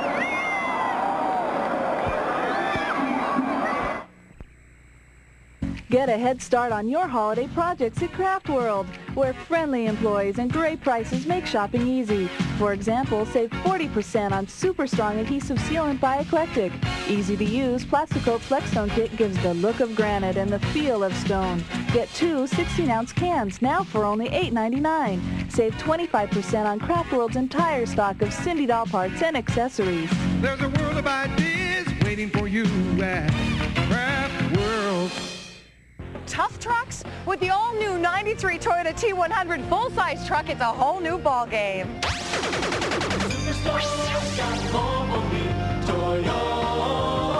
bigger, tougher Toyota truck. The Superstore has Lane County's largest selection of the all-new 93 Toyota T100. More standard power, a bigger payload. The all-new Toyota T100, they're here right now. Romania. On Highlander. You boys should have stood in town. Do you believe there are ghosts in these mountains? He has survived the wilderness for hundreds of years. What do you know about me? You are one of them. Now he's made a mistake that may cost him his life. You're still grieving for your man, but you'll never see him again. Don't even think about moving. Mark Singer guest stars on the next Highlander. Saturday night at 7. 15 seconds to play in the third quarter, and Air Force now with the ball on their own 20-yard line. And the last time each team had the ball, each team hurt itself with a 15-yard penalty. That usually kills you. It's really hard to overcome a 15-yarder. You got a better chance if you're BYU because you can throw the ball. Air Force has to do it on the ground. Not easy. 1st and 10 Falcons then on the 20. Cougars leading them 14-7. Jay, they're unbalanced again. Gone to the weak side when they've done this. Jarvis Baker at quarterback. He's got the football. Running the option, turns it up himself, has 3 yards to the 23-yard line. Take a look at the kick and see how close BYU comes to making a great play. It does hit the line. Correct call by the back judge of the name of Jim Saraceno. I beg your pardon. It's Joe Orsolas is the back judge. Second down and 7 for the Falcons from the 23-yard line, running their wishbone. They've had the ball the majority of time in this game. Here's Baker. There's the pitch back to Onaha. Onaha turned around and down to the 28-yard line, short of the yardage for the first down, but close. Derwin Gray, the tackler. That looked like Greg Pruitt from Oklahoma blocking on the perimeter. Wayne Young did a great job. Carlton Wing on the sidelines. Carlton? Yes, thank you, Jay. Al O'Brien from the Copper Bowl has come up to Colorado Springs today, taking a look at BYU. What do you see so far? Well, I see a good BYU football team. I've been tracking them all year, and we have sincere intentions of getting them down there to Copper Bowl 4 on December the 29th. What kind of things do you look for as a bowl representative in a team to come down to Tucson? An exciting team like BYU is. I was at the Penn State game and saw a real balanced football game, and that's great. If they could duplicate that and come to the Copper Bowl, I think we could have a great game with BYU. Now, what other teams might you be looking at for opposition? Currently, Oregon seems to be in our spotlight. We were chasing Arizona, but they did a number on Washington last week, so we might have lost them. But Oregon, maybe Washington State, and we're even at the Oklahoma game this weekend. Okay, well now, what kind of deadline do we have? When can we hear a possible bid? We're ready now, but we have to wait and see what happens in San Diego tonight.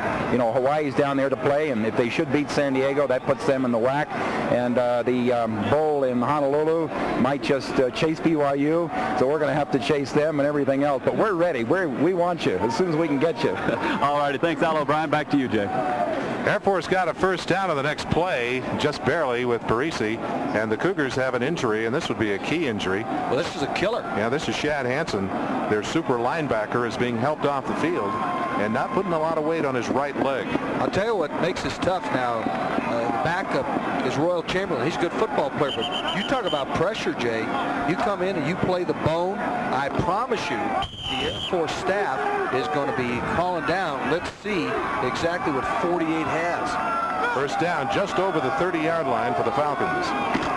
Here's Baker running the option. He pitches it back, and a lot of room on the outside this time. Knocked out of bounds at the 36 or 7-yard line, and they're getting yardage on that now. Vic Charlton made the tackle as Wayne Young carried it. What a block by Onaha. Watch 24 block for 31. You don't do it any better than this. They've only been able to get outside a couple times. And the reason, watch Onaha knock somebody on his backside. Well, that's a good effort. Nice gain that time of 7, maybe 8. Second down, just over 2 yards for a first down. Falcons on their own 38-yard line, trailing by 7. Here's Baker. Baker dropping back to throw. He's going to throw it deep. Got a man way downfield, overthrew him at the 20-yard line. They went for a score that time to Scott Hufford. Vic Charlton was with him, but he was there. Hufford is a guy that just a pretty good player. In fact, if he was on a team that threw it a lot, he'd be a very good player. He was the runner-up in the triple jump in this state, going to Coronado High School. As you take a look at the passing numbers, and 3rd and 2, look for the quarterback to keep it. Only 24 passes in this game. Rushing yardage just about dead even. Well, the Falcons have 3rd down, a little over 2 to go for a first down now. Jarvis Baker, he's still got the football. That's the pitch back. Did they make the first down? I believe so. Onaha coming around the left side, and they're eating up the time and the yardage. Nathan Hall, the tackler for BYU. Bread and butter, been doing it a long time. Watch Young get the block.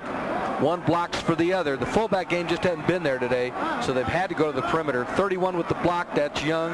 Onaha with the carry. 1st and 10 for the Falcons with 7:31 left in the 3rd. They'll have to measure, but I think they've made it.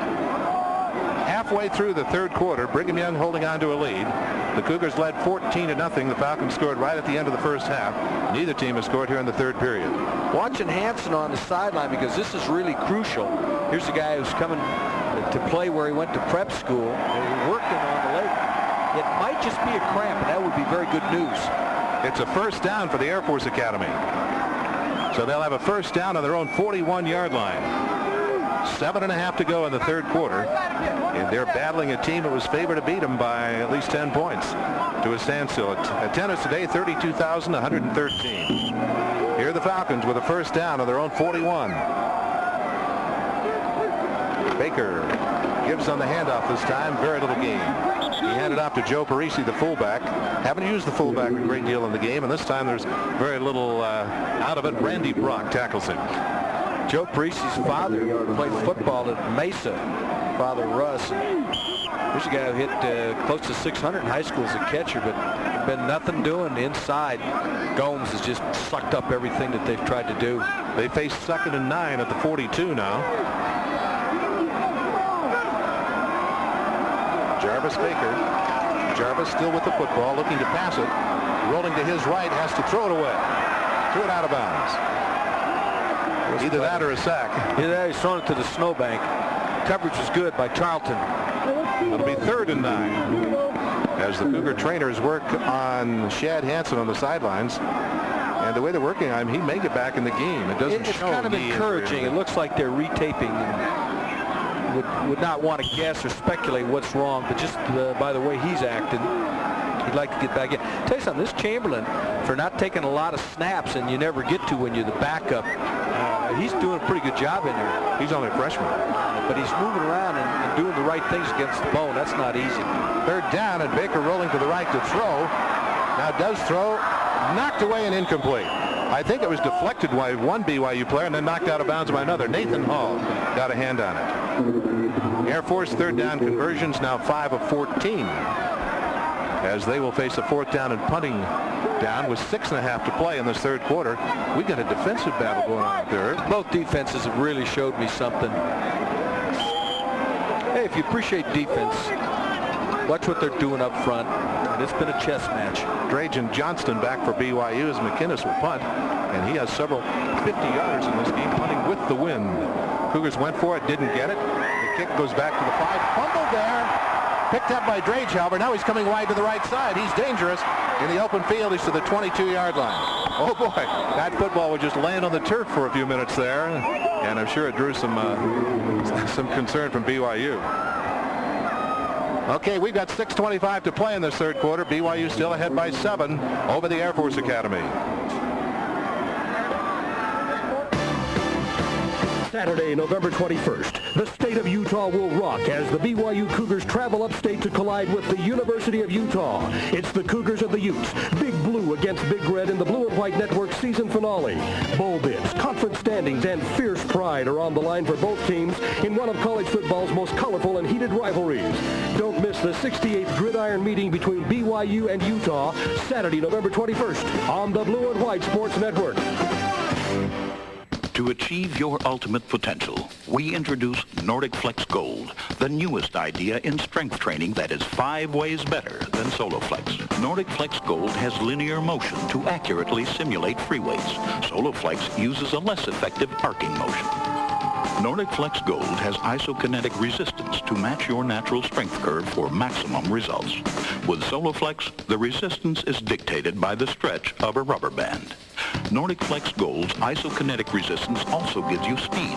There are no steel plates or rubber bands to change between exercises, so your changeover time is up to 40% faster than SoloFlex. Nordic Flex Gold also has an electronic feedback system to measure your performance. SoloFlex doesn't. And best of all, Nordic Flex Gold costs 1/3 less than SoloFlex. Call now to order your Nordic Flex Gold, the ultimate strength training machine for the ultimate body. Okay, back to the football game. We're seeing a replay. This was a 53-yard punt dropped by Drage. Then he picked it up, and he ran it back for 16 yards after dropping the ball. See, guys like Drage don't want a fair catch. That's not in their repertoire. They're kamikaze guys. They like to go for it. Total yards, BYU 249, Air Force 123, as the Cougars take over 1st and 10 on their own 22-yard line. They're still leading 14-7. They'll run it on 1st down. That's Jamal Willis, and the big guy is up over the 30-yard line, short of the 1st down. A gain of about 9. Nice run. Mike Rogers tackled him. What a call at the line of scrimmage. You run at the bubble. There isn't anybody covering the tackle. Look at that. You got a linebacker back 3 yards. That means this is a natural place to run. That really shows me something, the way Hancock adjusts. Run at the bubble. Don't run it down lineman. Run at the linebacker. Very well done. 2nd down and a short yard for BYU, or a 1st down over their own 30-yard line. Willis is wide to the right. Mooley is the lone setback for BYU. And it's Mooley right up the middle for 5 and a 1st down. Across the 35-yard line, and BYU picks up another 1st down. I'll tell you who absolutely buried his man is Gary Pay. Doesn't get enough credit. Simple as that. Good football player. Started all last year out of Glendale, Arizona. The Cougars with the first down then on the BYU 35-yard line.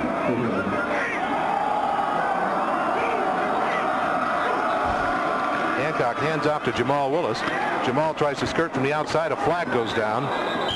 And I think BYU will get called with holding. Guy just praised, just got nailed for holding. Gary Pay. Says, I didn't do anything. Seems like it maybe, shouldn't say this, but it seems like there just have to be a few obligatory holding calls in the game. Yeah. You can call that every play if you're an umpire. That's the most important position on the field for me. Holding. Offense. 10-yard penalty. Still first down.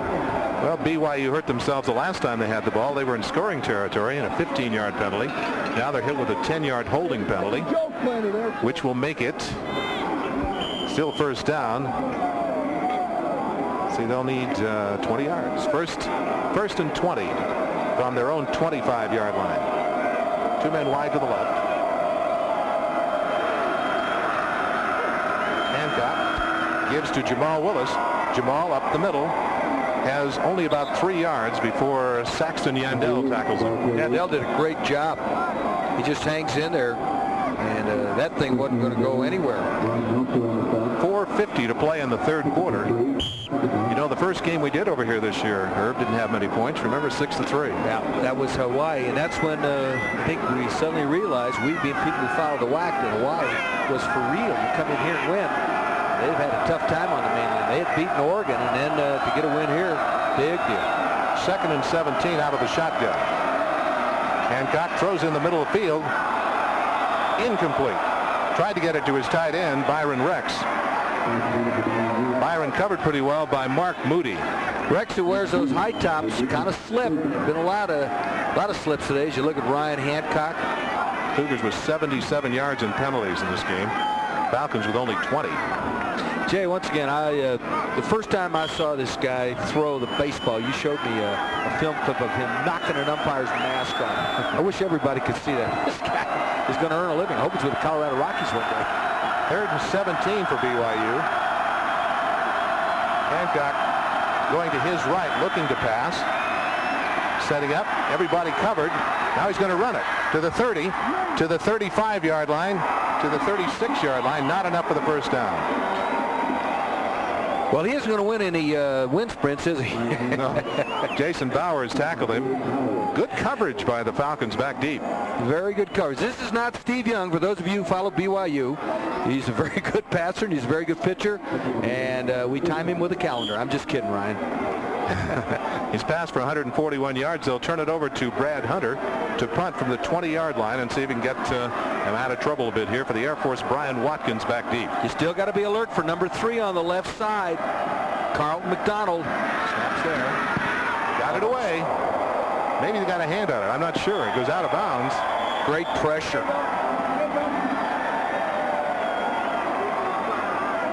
They're lining it up to see where it went out of bounds. Did Bowers get a hand on that one? I thought they got one up the middle. They were so concerned with McDonald that the middle was just a little suspect. Be with us next week for a wild one as the BYU Cougars and the Utes of the University of Utah reignite one of the best rivalries in college football. Utah playing Wyoming in Salt Lake City today. The Utes were in the running for a bowl bid till a couple of weeks ago and lost a couple. Join us for the fitting finale to the season, BYU and Utah, next week on the Blue and White Sports Network. Well, the Falcons with good field position then. They're at their own 39-yard line. First down, here's Baker running it and being sacked. He started running to the right, and suddenly right on top of him was Randy Brock for a big loss. That's the problem when you run to the unbalanced side. It just takes too long, and it lets people like Brock, who can run. A lot of people compare him to Jason Buck. Look at the size of him versus Baker. They're better off going to the short side, Jay.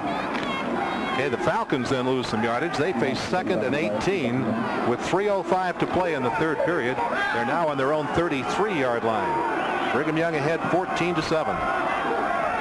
Here's Baker faking a handoff, back to pass, sets up, does pass, and completes it. He might have the first down. Completes it to midfield. to number 85, Peter Wilkie, the tight end. Vic Tarleton tackles him. That was a good-looking dig pattern. Peter Wilkie, who played at Ponderosa High School here in this state, transferred from Wyoming, ran a good-looking dig. They play fake it to keep the linebackers out of there. That's a nice effort. Best pass pattern they've had today. One more time with Baker. Guns are pretty good.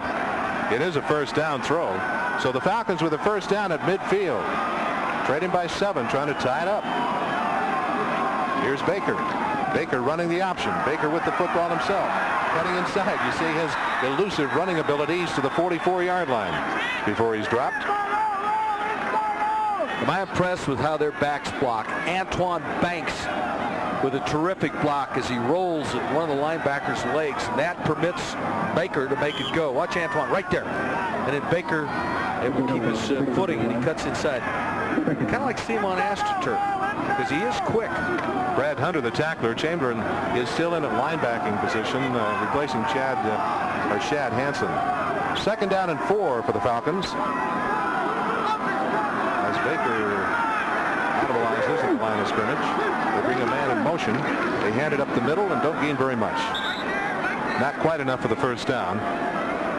Kevin Nickel for BYU pulled him down.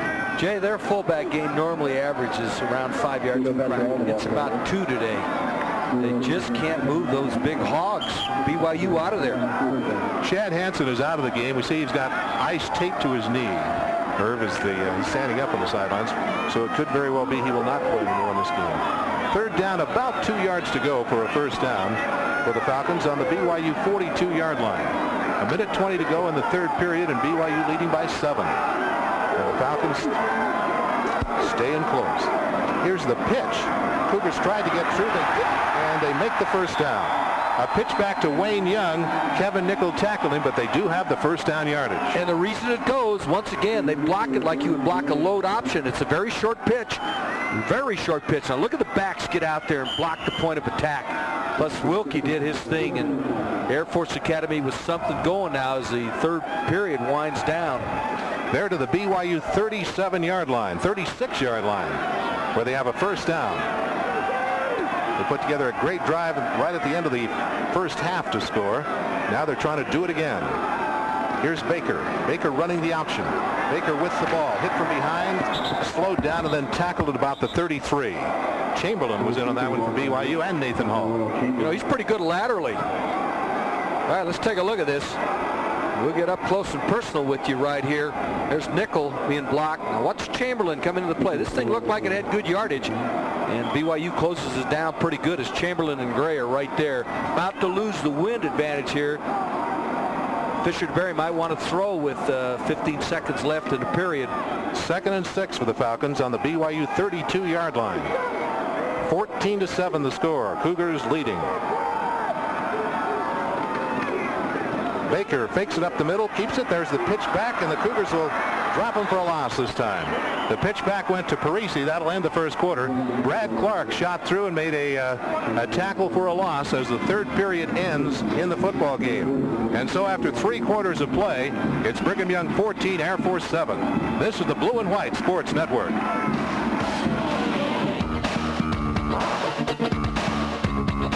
Attention LDS Mac users. The ultimate scripture library is here in VersaText, the most advanced study system available, offering complete research of LDS standard works, the James E. Talmage series, Culturegrams, Mormon clip art, and many more. Easy navigation makes even the most sophisticated research simple. Use VersaText to conveniently prepare talks and lessons, edit text files, and thoroughly research gospel subjects. VersaText, available wherever LDS products are sold. Holiday projects are fun and easy at Craft World. Friendly employees and great prices make shopping enjoyable. For example, 2-ounce Fimo bars, versatile, easy-to-handle modeling clay from Amoco, 40% off. Save another 40% on Clark's oh-so-easy punch embroidery kits. Choose from more than a dozen designs. Plush-jointed bears make great ornaments or gift decorations. Save 50% on selected sizes now. There's a world of ideas waiting for you at Craft World. On the next exciting Rogan's Heroes, what's it really like being Officer Feldman? Well, you're in time for one big surprise. Wait, there's more. Of course there is, Fred. And right after the human ice cube and this chip off the old block stop showing off, we're gonna jump on over and join in all the fun on the next Rogan's Heroes. Saturday night at 5:30. Fox presents Saturday night's main event featuring 3 WWF title matches. The Ultimate Maniacs, Macho Man Randy Savage, and the Ultimate Warrior go head-to-head with Money Inc., the $1 Million Man, and IRS in tag team competition. Bret Hitman Hart battles the mysterious Papa Shango. Plus, the British Bulldog is unleashed against Shawn Michaels. It's a night of non-stop action hosted by Al Bundy. It doesn't get any better than this. Saturday night's main event, 1 hour special, tonight after Cops.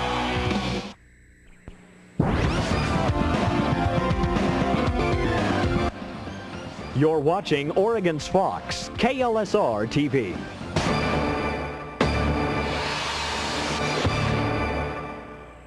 And Jay Monson and Herb Brown with quarter number 4 now in a hard-fought defensive game. BYU and Air Force, BYU leading by 7.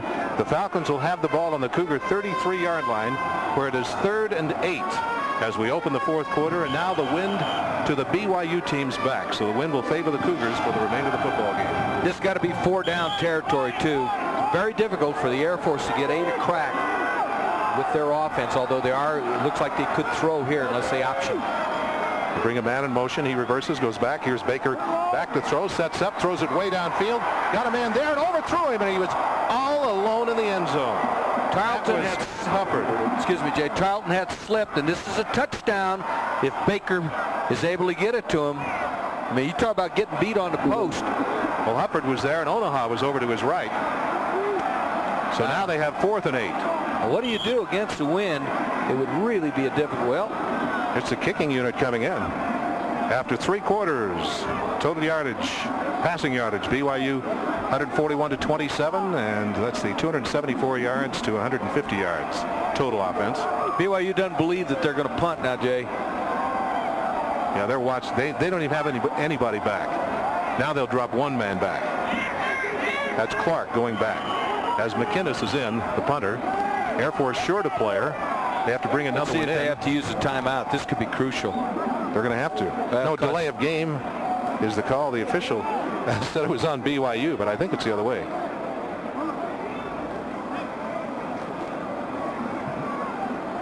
BYU players talking to the referee. Dead ball.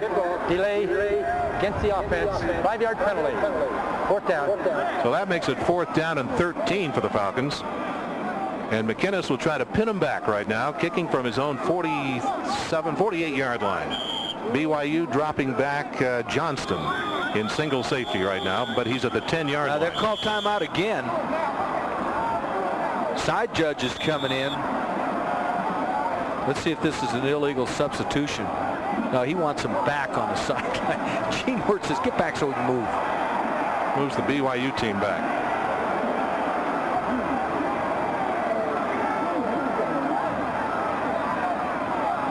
Just under 15 minutes then to play in this football game. We're 5 seconds into the 4th quarter. I'll tell you, Air Force had a touchdown on that play. Sure did. Hufford and just overthrew. Baker overthrew him. In fact, he overthrew him. Hufford didn't have a chance to catch it. He overthrew him by a good margin. Here's McInnes to punt from the 46-yard line now. The snap. He's going to kick it too. Very high. Fair catch, the signal by Johnson. You let it bounce. The Falcons are trying to cover it. They may. I think they will. Right down at about the 1-yard line. Fine play by the Air Force Academy. No, wait a minute. The official is signaling touchback. Oh, that ball was stopped. He is. Well, I saw him signal the touchback. Let's see what we have here, because that was a terrific effort by their special teams. They're going to bring the ball out. Here's, look, Fisher to Berry. He's asking with the spread of his arm. What happened? That was Martin Edwards. Let's see what happens here. Well, they touch it right there. Must have hit the line. He's a lot closer than we are, Jay, and our eyes aren't as good as they used to be. Could it be where his feet are or positioned? I don't know. Because must have caught a line. The guy was right there. Fisher to Berry certainly questioning the call. That's a break for BYU. because the Cougars have the ball on the 20 instead of the 1. And now let's see if BYU can put something together. They haven't scored since early in the first half, midway in the first half. Put it that way. They do lead 14-7, however.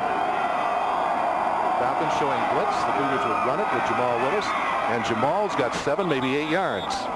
If they could put together a drive like that, take some time off the clock and score, it'd be great for BYU. Mike Black, the tackler. Ran behind Pilgrim and Broomfield. Good effort on first down. McGinnis's punt was for 39 yards. Here it is. Trying to get something going, take some time off the clock, maybe reminiscent of the Fresno State game. And Willis, who's well over 100 yards. He's got 112 now. Look for the inside handoff here, Jay. 3 yards to go for a first down out of the shotgun. They will. They'll try to sweep to the left side. Willis is turned inside and barely gets back to the line of scrimmage. That play just hasn't worked today for BYU. Bad looking play. The timing just was not there. Steve Russ, the tackler. So the Cougars, after a good run on first down, now they face third down and they need 3 yards, 2.5 to 3 yards, or they'll have to punt it. Sterling and Drage bring the play in. Excuse me, as you look at Lavelle Edwards, Jay, look for him to find Rex. Let's see where Byron lines up. Now, he's been open most of the day on the inside. He's lined up on the right side, flexed. Out of the shotgun again. Going to throw this time. The rush is on. Does throw. Incomplete at the 35-yard line. He led Rex a little too much, but it was also a catchable throw. So BYU is going to have to give up the football again. Time of possession in this game would heavily favor the Air Force. Byron Rex flexed, went down about 7 yards, faked to the outside, came back to the inside. He was wide open. They just don't hook up. And Hunter, I'll tell you what, there's a little respect. That safety is back around the 19-yard line. Hunter's going to punt from his 11. And they want to see if he can change field position back for BYU. 14-7 Cougars. The Cougars got nothing out of that. The snap's a little low, but he's got a spin. He got the kick away, and he's knocked down. The flag goes down. This is going to be a break for BYU. It's Field back at the 19. He's knocked down at the 33. Hey, he may be hurt. But Hunter was hit, and I don't think they got the football. Boy, I tell you, what a break on the football by Air Force Academy. Unfortunately, they hit him, and that's a first down. That's Jimmy Parker, they hit him. That would give BYU an automatic first down, and that could be the break of the football game. Boy, did they come through the middle. I mean, boom, right there. And that's the number 1 for the Air Force Academy. That is Jimmy Parker. Who got hurt more? Parker with a tremendous start. It's the 15-yard penalty to her. Yep. There's Brad Hunter. Well, they really went after him. Trouble is they didn't get the football. Can you believe this? I'm looking at the score at halftime. Iowa State leading Nebraska 12-10. Halftime, wow. Colorado State and Ohio are tied at 14 apiece. New Mexico leading UTEP 17-7, another WAC game. Well, the Cougars get the ball at their own 43-yard line after the penalty then, but they have a first down. They have split backs this time. Hancock, inside handoff to Kalen Hall. Kalen is turned around and knocked off his feet at the 42-yard line. That was Moody. Yep, Mark Moody. And Halen is limp. And look at Fisher DeBerry here. He thought he had it. I'll tell you what, they had a great stun on. It works. Good thing we can't read lips, because it's a family show here, Jay. Great shot of Fisher. He might have been questioning his birth. I don't know. 2 down, a 2-yard loss, second down, and 12 out of the shotgun. Hancock wants to pass this time. Throws down the sidelines. Caught. Now it's dropped. What will it be? That's a completion and a fumble. Completion and a fumble. That's right. Otis Sterling caught it and then dropped it. So the Falcons will get it, covered by Jason Bowers. It was a good throw to Sterling, and BYU would have a big first down. But as it is, they turn it over for the third time. Jason Bowers is the guy who transferred from Navy. The pass is right on the money, and Sterling was able to get behind his defender. It's right there. There's the hit by Eldridge Hill. Good hit. Headgear in the back. And Jason Bowers lays out. They got the football. Boy, do they specialize in the turnovers. Yeah, they really do. They've had 2 picks today. You should take a look at Jason. Once again, a transfer from Navy. So again, that BYU defense back out on the field. We have 12:20 to play in this game. The Air Force with the ball on their own 34. Here's Baker running the option. Baker with the pitch back. And the corner turns the corner to the 38-yard line. Antoine Banks carrying that time. This is the best 2 periods I've seen Baker put together as far as carrying out his assignments and making the fake. Here's the key, Jay. How do you ride it out? Give your back a chance to block. That's well done. Chamberlain, the tackler. Gain of 6. That's what they like to do. I'll make it 5. Gain of 5. 2nd and 5 for the Falcons from their own 39-yard line. Each team with 3 timeouts left in this game. And BYU with a 7-point lead. Right up the middle this time. He does not have the first down. That's the fullback just coming straight ahead. Antoine Banks again, and covered or tackled by Todd Hergen. Carlton Wing was talking to the representative from the Copper Bowl. They're interested in Oklahoma. They're getting beat right now by Oklahoma State 9-6. They should take a look at the tough going inside. So Okie State and Oklahoma, that's always a pretty good one. Look at the reaction here. Falcons have a 3rd and 2. 3rd and 2 from their own 42. Look for the option. Quarterback keep. Baker has the ball. Nice block out there, but the Cougars cover it well, and they stop him this time. There was good defensive pressure all down the line that time by Brigham Young. I got to tell you, this Brad Clark got knocked off his feet and got up and got in on the tackle. Nathan Hall made the final hit for BYU. Watch 31, though, Jay. Watch him get knocked down right here. Now watch him get up and chase. Onaha carried the ball. Dewey Gray was really shaken up on that play. Well, the Falcons have 4th down, about 1.5 yards for a first down, and they've got the punter in there, McInnes. Try and draw him offside. BYU's really watching, however, although they do have 2 men back deep. You saw Kalen Hall there. Here's McInnes' punt into the wind. Rage waiting at the 16. Comes up the near sidelines to the 20 to the 25. He's out of bounds around the 28-yard line. Brigham Young with the football then.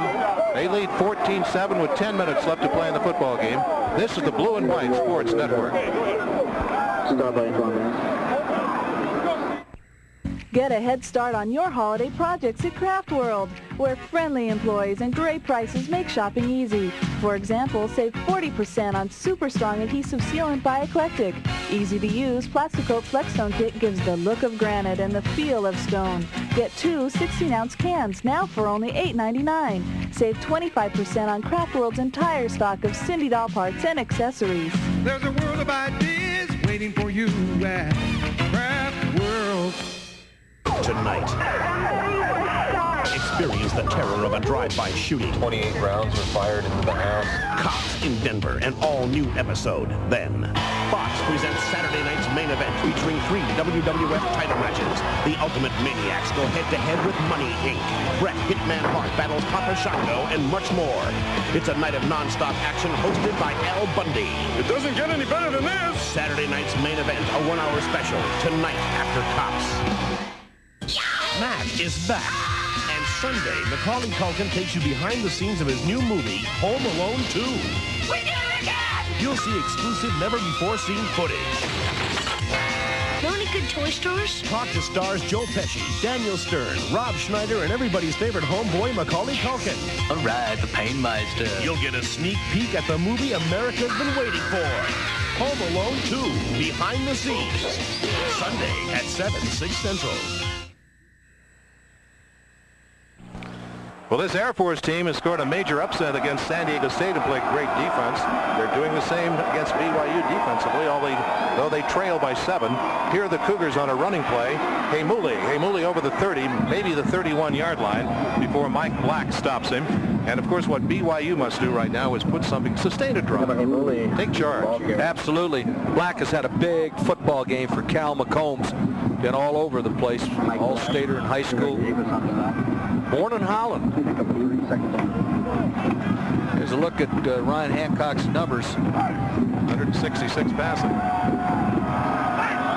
the year, Hancock's pass efficiency is 151. BYU with a 2nd and 6. Hancock to throw. Does throw. He's going to throw deep. And it is Is it caught? Nope, but the flag also goes down. Sterling had the ball in his hands. It was knocked away. There's also a flag down. It looked like Rogers was riding him all the way. The squadron doesn't agree, but Hancock put it right there, and they went up and competed for the football. Let's take a look at it here, Jay. See if he's riding him. Well, it looks like he had the arm on him, and wrestles him to the ground. So Otis Sterling, who has really had his moments this year. There's Gene Wirtz with the first down call. I thought Otis and Hancock hooked up for one of the better plays. Fisher doesn't believe it. Look at there. He says, I'm going to have to look at the films and grade you. First down, Brigham Young. Cougars on their own 46-yard line. They've been stopped by a fine Air Force defense since the 80-yard touchdown run by Willis back towards the midway through the first half. Here's Hancock from the shotgun on a first down call. They'll run it with Jamal Willis, and Jamal does not have very much. 3 yards. Slanting to the left side. Eldrick Hill tackled him. Mike Black on his play just hadn't been a good one for BYU like it has all year long. Air Force has done a terrific job handling the inside handoff out of the gun. 9 minutes left in the football game as BYU tries to keep that clock going and keep a drive going. They got 2 on that one. It's 2nd and 8. Air Force 54 yards in penalties now, 5 penalties. Again from the shotgun. Hancock to pass. Does pass. Complete. Complete to Sterling, and I believe he has the first down. He caught it right at the 44-yard line of the Falcons. Mike Rogers forced him back about 5 yards, but of course he'll get as far as he reached. Jay, I know that Otis Sterling is going to law school, but I got to tell you something. I'm not so sure he couldn't make a living if he chose to. He's got what you want for the NFL. He's big. He's a long strider. Some people like that, some people don't. There's a guy named Steve Watson played 60 miles from here, but the Broncos was a long strider. But he's just a pretty good football player. You know, he's a fine young man. He overcome some problems and some tough things in life, and is now working on a law degree. It's amazing. BYU from the shotgun, a first down of the Falcon 44. They'll run it to Haymouli. Haymouli is turned inside and gains at most a yard, maybe 2. That has just been covered exceptionally well by Air Force on the outside. Well, and the backers have done such a great job. Got another flag down. Mike Black, the tackler. No. Nope. We're in good shape here. We'll see what happens here. Thought there might have been a face mask. Inside handoff. One more time, and look at how they span out and get after it. Moody forcibly. The face mask. Yep. Second down after a 1-yard gain for BYU. Split backs. Hancock takes the draw, back to throw. They set up a screen, but he couldn't unload the ball in time because the Air Force quick pressure was there. Tried to get it to Haymouli. It'll bring up 3rd down. Well, Eric Davis was all over him. You know, you want to let him through on the screen, but Davis came through like he was shot from guns that time. Cougars have rushed for 149. The Falcons 131 as BYU faces 3rd down and 9. They're on the Falcon 43-yard line. Air Force going to Memphis again. That's almost like the Air Force Academy Annex, Memphis, for the Liberty Bowl. Won that Commander-in-Chief trophy for 4 consecutive years. They also win in Memphis. Ask Ohio State, huh? Low snap, it's fumbled, but Hancock picks it up, sets up, and now is going to run it. He's almost tripped up from behind, gets away, he's down to the 30. He does have a first down. Boy, what a play by Hancock. First of all, he had to pick up a bad snap. Then he had to get away from a tackler, and he did, and he turned it into a first down. Mike Black tackled him. Every time he gets a bad snap in the gun, good things happen. He threw a touchdown pass on a bad snap. This time, the timing is all fouled up. Air Force once again with an in-tackle twist on. And Hancock, who isn't the fastest guy, he's pretty nifty right here. Take care of that right shoulder, says Gary Pullins, that baseball coach. He is strong. He's a strong athlete. 1st and 10, Brigham Young on the Falcon 27-yard line. Out of the shotgun. They'll run it to the left side.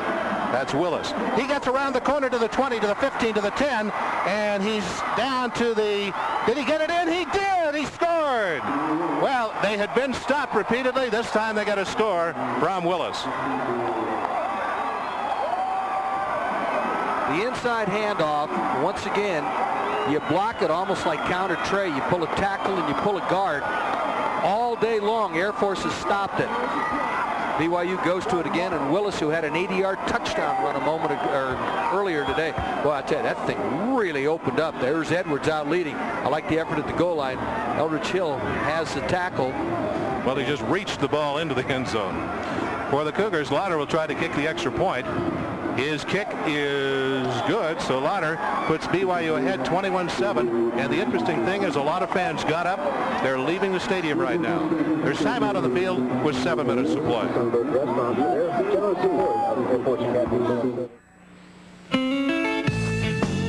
With just one call to Ryder, you can reserve any size truck you want, order all your moving accessories, and arrange for a convenient pickup and drop-off at any of our 5,000 locations nationwide. Does Route 60 run through Phoenix?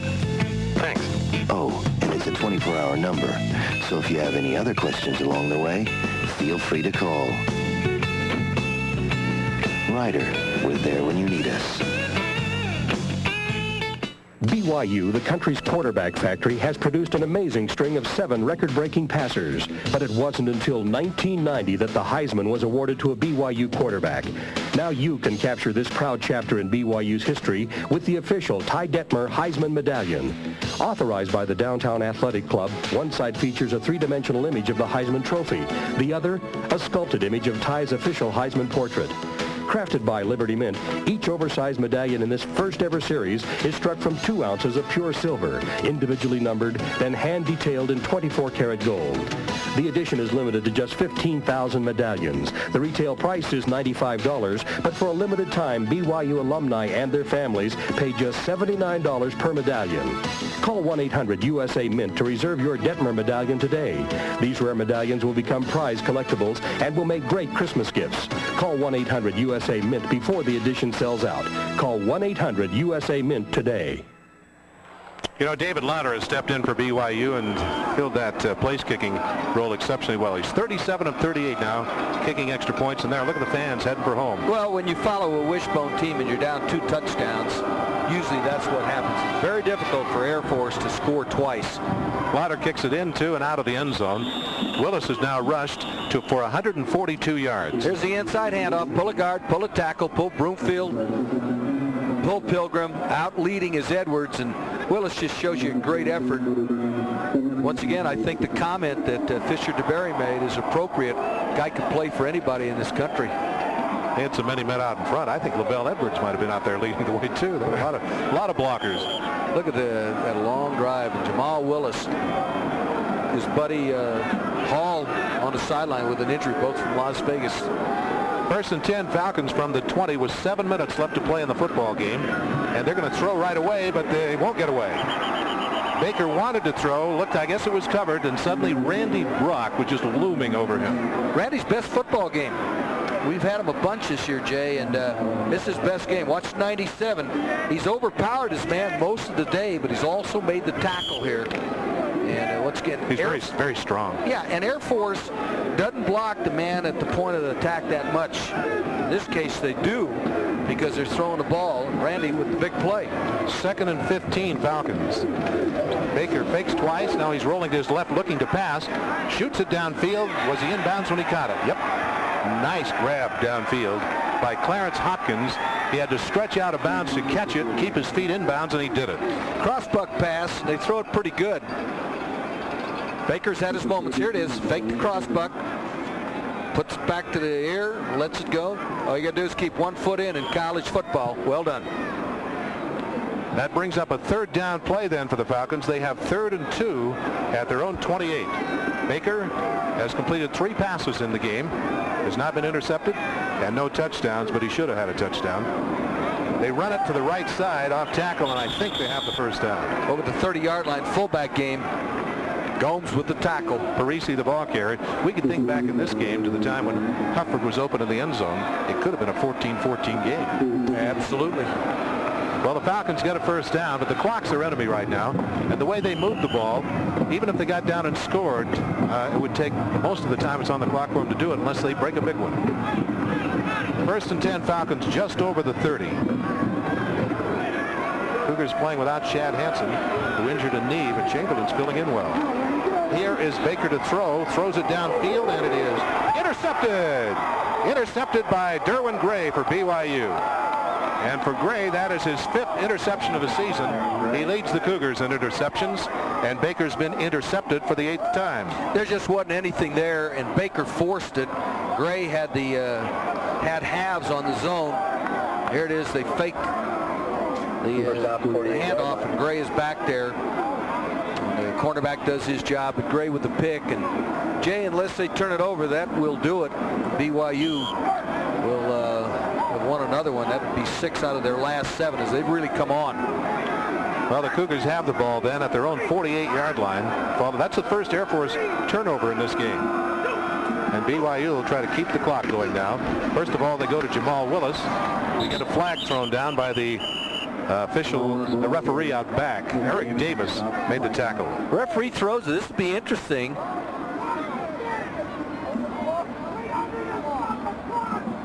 Well, it's a motion penalty. Motion penalty. On BYU, and that's not what you want. Get that clock stopped.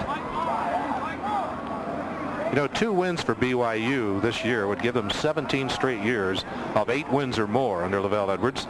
And with a win today, the Cougars would have their 19th consecutive winning season. Put 5 seconds back on the clock. 5 seconds back on the clock. So they'll give another 5 seconds here. Well, it's a good football team right now. All the problems that you saw early in the year, people tend to forget they lost a quarterback every week. That's pretty tough. Yeah, this is their 3rd string quarterback now. Well, you're not getting reps at practice. So the Cougars have 1st and 15 then, following the 5-yard motion penalty. Fisher DeBerry's had his team in bowls 7 times in his coaching career. They'll run it.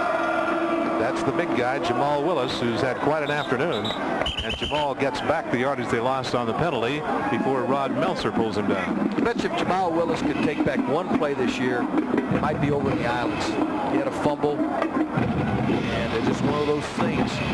Big fumble time late in the football game when when BYU was beating Hawaii after a big comeback. Did you look at Fisher DeBerry? Yeah, with that, if you turn that around, BYU's in first place 5-1, and Hawaii is 4-2 in second. Big football game tonight with Hawaii and San Diego State. Hawaii is very difficult to defend. They block you just a little different with their option attack. 2nd and 10 Cougars. Hancock faked a handoff. He's still got the ball, looking to pass, scrambling around, gets it off. It's caught. No, he dropped it. Oh boy. Hey, Mooley, that's the old, when you say run before you catch it. That's the embarrassing one where you want to hide. Yeah, Jason Bowers was right there on it. But they've got some yardage out of that. Well, that stops the clock and gives you life if you're Air Force. Keep in mind, Air Force's biggest weapon is a block punt. They get 1 a game, it seems like. So if you can hold them right here, as we'll pick up Ryan Hancock after the pass. He thought he had one, and Ryan said, why me? That's like Rodney Dangerfield. Why me? You know, this young man is one of the most personable young men you'll meet. Great. I told you I heard him on a talk show interview. He is just a sensational kid. 3rd and 10. He's rolling back, and he'll be sacked. They tried that bootleg action, and the Falcons, he ran right into the Falcon blitz. Now here's a big play coming up, Jay. This thing is not over for one reason only. Air Force blocks punts. You block one here and run it in, you're still alive. Now Fisher DeBerry knows that. They held. They'll all be coming. Carlton McDonald will come from the outside. The last time they did this, Jimmy Parker broke free up the middle. He's number 1, so this thing is not over. It's Brad Hunter kicking from his own 22-yard line with 4:30 to play in this football game. Here's the snap. He kicks it very quickly. He got that one away, and boy, did he get it away. All the way back and into the end zone. Watkins was back there trying to field it, but it sailed over his head, so Hunter does the job. 4:20 to go, BYU up by 14. This is the Blue and White Sports Network.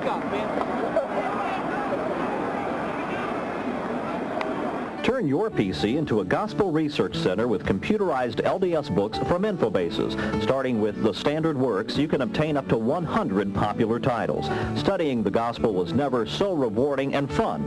Just type in any word or phrase and instantly you'll see every reference containing a match. Study selected verses in context, compare them side by side, or send them to your printer or word processor for lessons or talks. Choose from 12 gospel collections starting under $40. See LDS bookstores or call today. Embassy Suites. Holiday projects are fun and easy at Craft World. Friendly employees and great prices make shopping enjoyable. For example, 2-ounce Fimo bars, versatile, easy-to-handle modeling clay from Amoco, 40% off. Save another 40% on Clark's oh-so-easy punch embroidery kits. Choose from more than a dozen designs. Plush-jointed bears make great ornaments or gift decorations. Save 50% on selected sizes now. There's a world of ideas waiting for you at Craft World. Sunday. Let's get busy! Damon Wayans is back as Handyman on In Living Color. You had enough? An all-new episode. And Joey has an accident. Then he gets evicted. Now watch him turn it into the luckiest day of his life on Rock Live. Then, who's the hottest name in rock today? Axel Bundy. And he's leading the legends of the 60s in an all-star jam. Married with Children, the musical. It's a night of all new episodes, Sunday. 5-yard average in this game.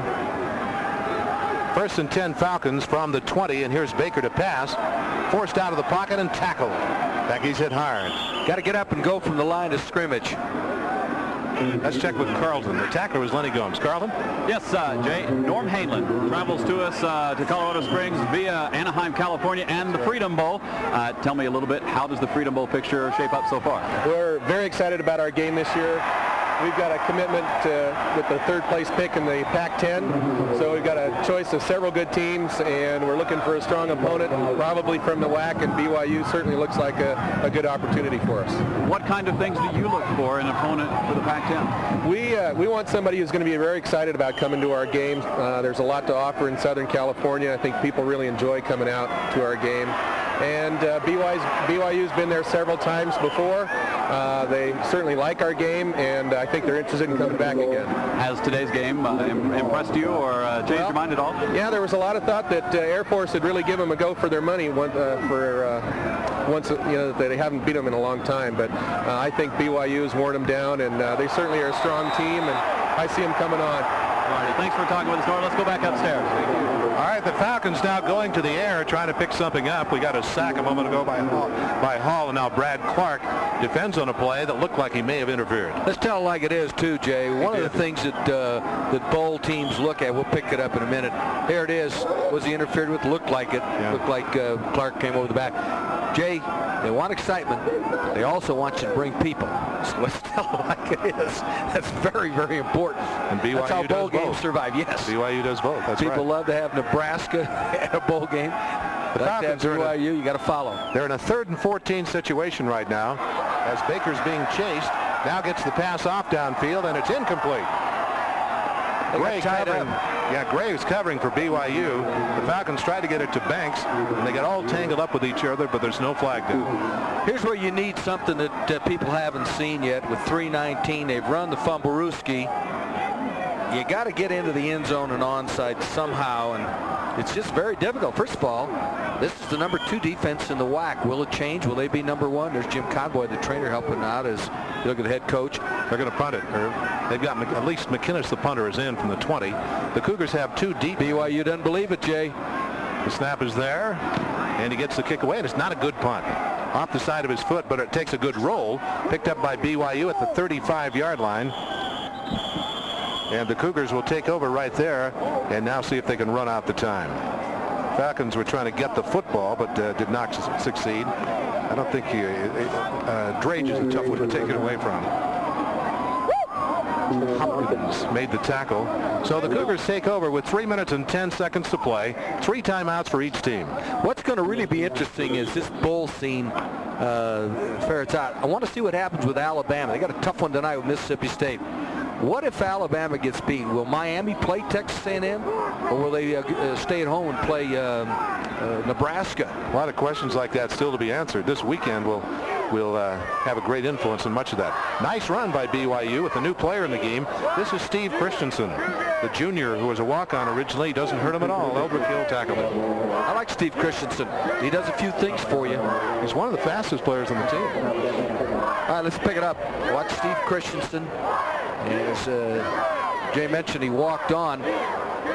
Doesn't necessarily mean that you can't play. There's a lot of walk-ons that are playing for money right now in the National Football League. That was a 7-yard run. It's 2nd and 3, Brigham Young on their own 43-yard line.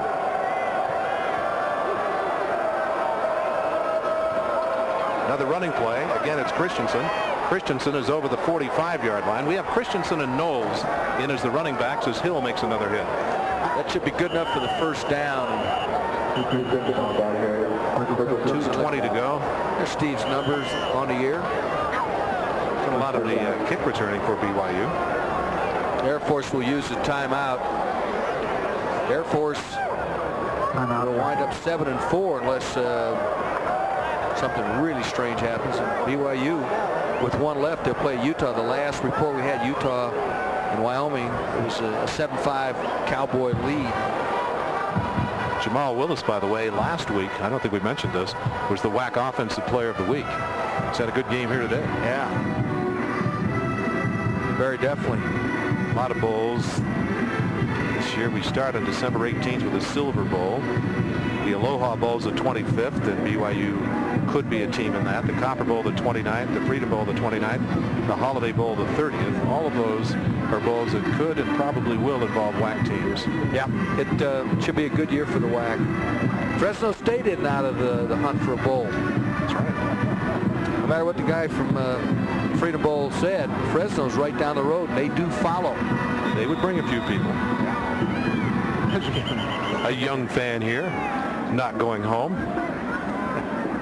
A lot of people have gone home, though. Yeah. Saw a pretty good football game. Once again, Air Force giving it their very best, as they always do, but they're outmanned up front, and eventually that wears you down. Willis has been sensational. 1st and 10 BYU as Chad Knowles carries this time, and that's what they didn't want to do, is go out of bounds, but he's knocked out of bounds by Eldrick Hill. Knowles is only a freshman out of Sandy, Utah, and he's a fine all-round athlete. Yeah, I like his ability. We saw him against New Mexico. It looks like he's going to be a pretty good player. In high school, he was voted the most valuable player in the state while playing at Alda High School. A gain of 6 on it, 2nd and 5, make it 5, 2nd and 5 for BYU. You know, I remember recruiting a guy for the University of Colorado about 20 years ago by the name of Mark Konkar. Konkar was a football, baseball player. He ended up a #1 draft pick by the Green Bay Packers. Finish up a minute after. Look at this. That's Christensen breaking some tackles and getting into the secondary, and he could score. He will score. So Steve Christensen has his first collegiate touchdown on an excellent run.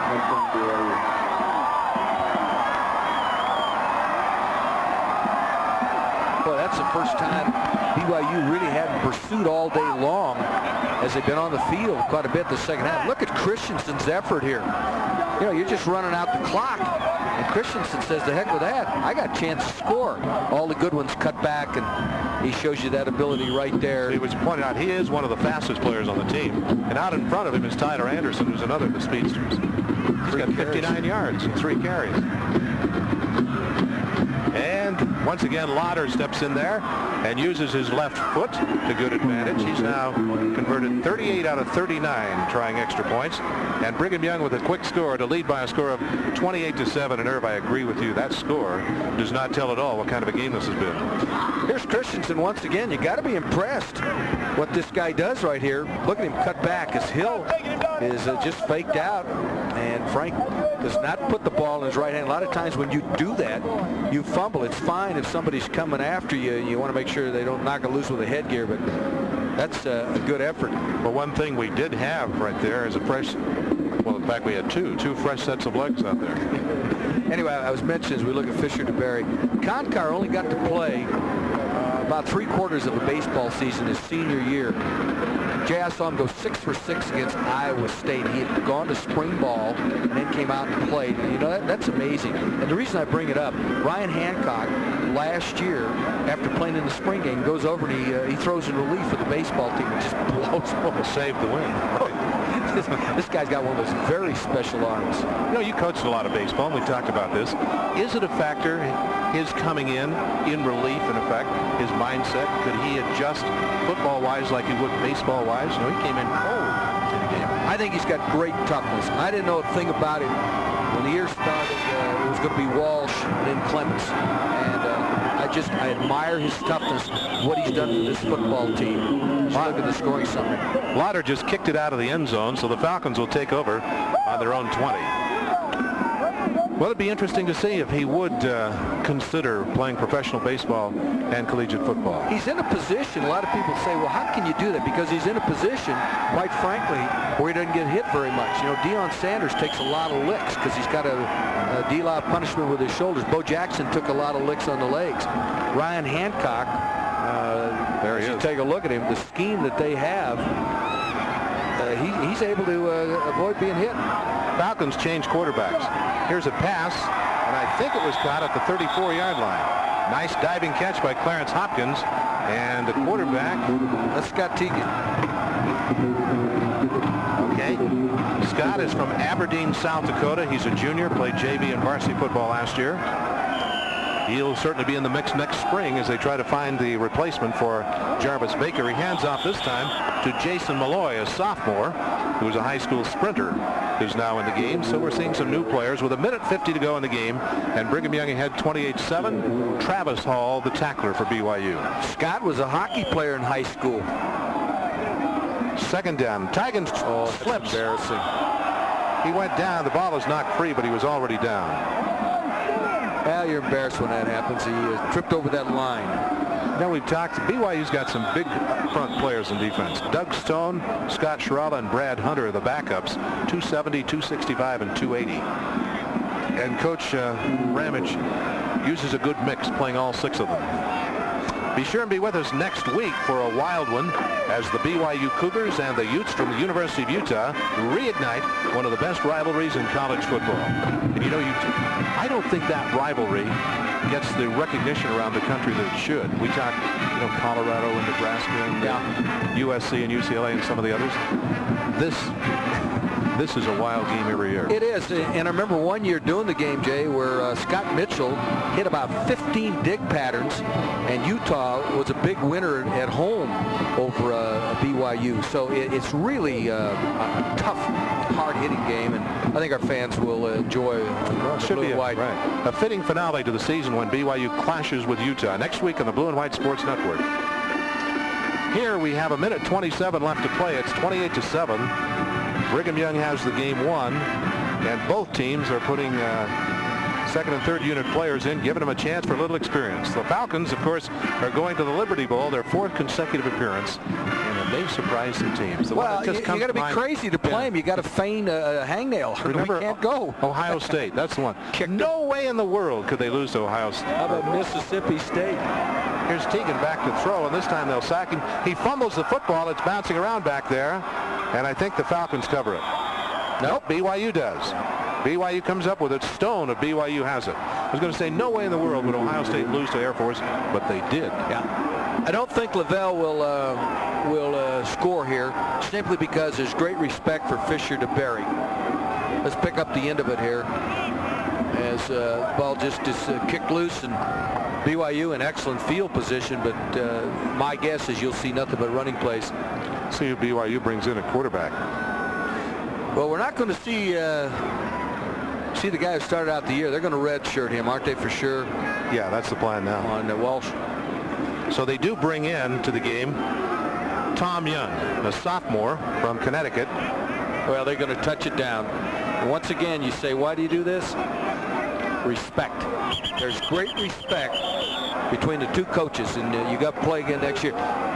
BYU plays the Air Force. As you look at Tom Young's numbers, they play the Air Force. What Young says, let me run. I don't want to touch it down. What were you going to say? They play the Air Force? Well, they play the Air Force every year. They know how to play them. You get an Ohio State in there, I'll tell you, John Cooper had to be shell-shocked what these small guys did to him.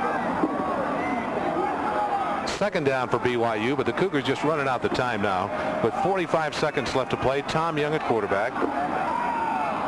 Tom goes back a couple of steps, drops to a knee. Let's see. I guess we'll have to do it one more time. 28-7, Brigham Young on top. Cougars led 14-0. The Falcons scored right at the end of the first half, make it 14-7. Then we had a scoreless battle through the third quarter as the two defenses took over. The BYU size in the fourth quarter? Well, yeah, it wears you down, and you know, BYU has got some people not only big, but they played the bone very effectively. The yardage was on the outside. Fullback couldn't get anything, and normally the fullback gets a lot. That's it. There's the ball game. So BYU is now up 7-4, same as Air Force. Lavelle Edwards has one more left. There's Fisher DeBerry. Great respect for Lavelle Edwards, and it's just very difficult. Well, the two coaches will probably, very likely, almost assuredly, we know that Fisher is. BYU will be going to a bowl tour.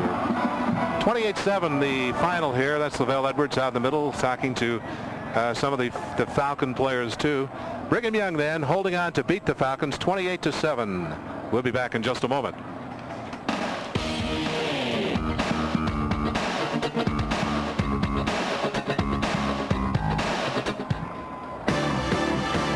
Saturday, November 21st, the state of Utah will rock as the BYU Cougars travel upstate to collide with the University of Utah. It's the Cougars of the Utes, Big Blue against Big Red in the Blue and White Network season finale. Bowl bids, conference standings, and fierce pride are on the line for both teams in one of college football's most colorful and heated rivalries. Don't miss the 68th gridiron meeting between BYU and Utah, Saturday, November 21st on the Blue and White Sports Network. As a Cougar fan outside of Utah, you're in the dark when it comes to getting information on BYU sports. Now you can turn on the lights and join the thousands of fans who've enjoyed Cougar Sportsline for the past 13 years. Call 1-800-322-4BYU for your free trial subscription, which includes the latest BYU football, basketball, and recruiting news on a weekly and daily basis. Call 1-800-322-4BYU. Write it down and call Cougar Sportsline. The call is free, and so is the subscription. 1-800-322-4BYU. If you've ever struggled with a handheld trimmer, you'll love this revolutionary new kind of trimmer on wheels. Just look how easy it rolls on those two big wheels and glides in any direction on this front-mounted mobile. It's perfect for trimming around rocks, along fences, buildings, sidewalks, and in all those hard-to-reach corners. The new DR is also a mower. It cuts tall grass, waist-high weeds, even wet grass and rough areas with never-before ease. There's no steel blade to bend or dull.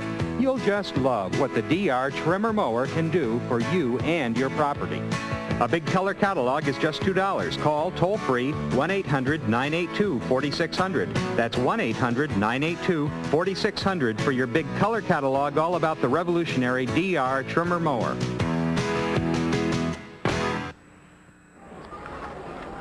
Well, BYU took an early lead against Air Force, gave up a touchdown right toward the end of the first half. So it was a 7-point game all the way through the third quarter, and a pretty good football game with good defense by both teams. Yeah, and I thought that the big guy finally wore the little guy down. Air Force defense was terrific in the first half. The second half, I just felt those big BYU linemen leaning on you and Willis running behind them. They just did a terrific job. Couple breaks for both teams in the second half. The Cougars took advantage of theirs.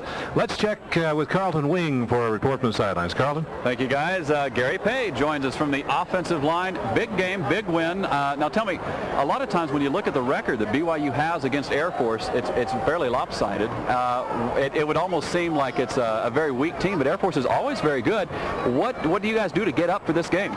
We just know the cadets really come after you. They never quit. They're a tough, very disciplined football team. Options really hard to defend. But we seem to have some success defending, and defense played a great game today.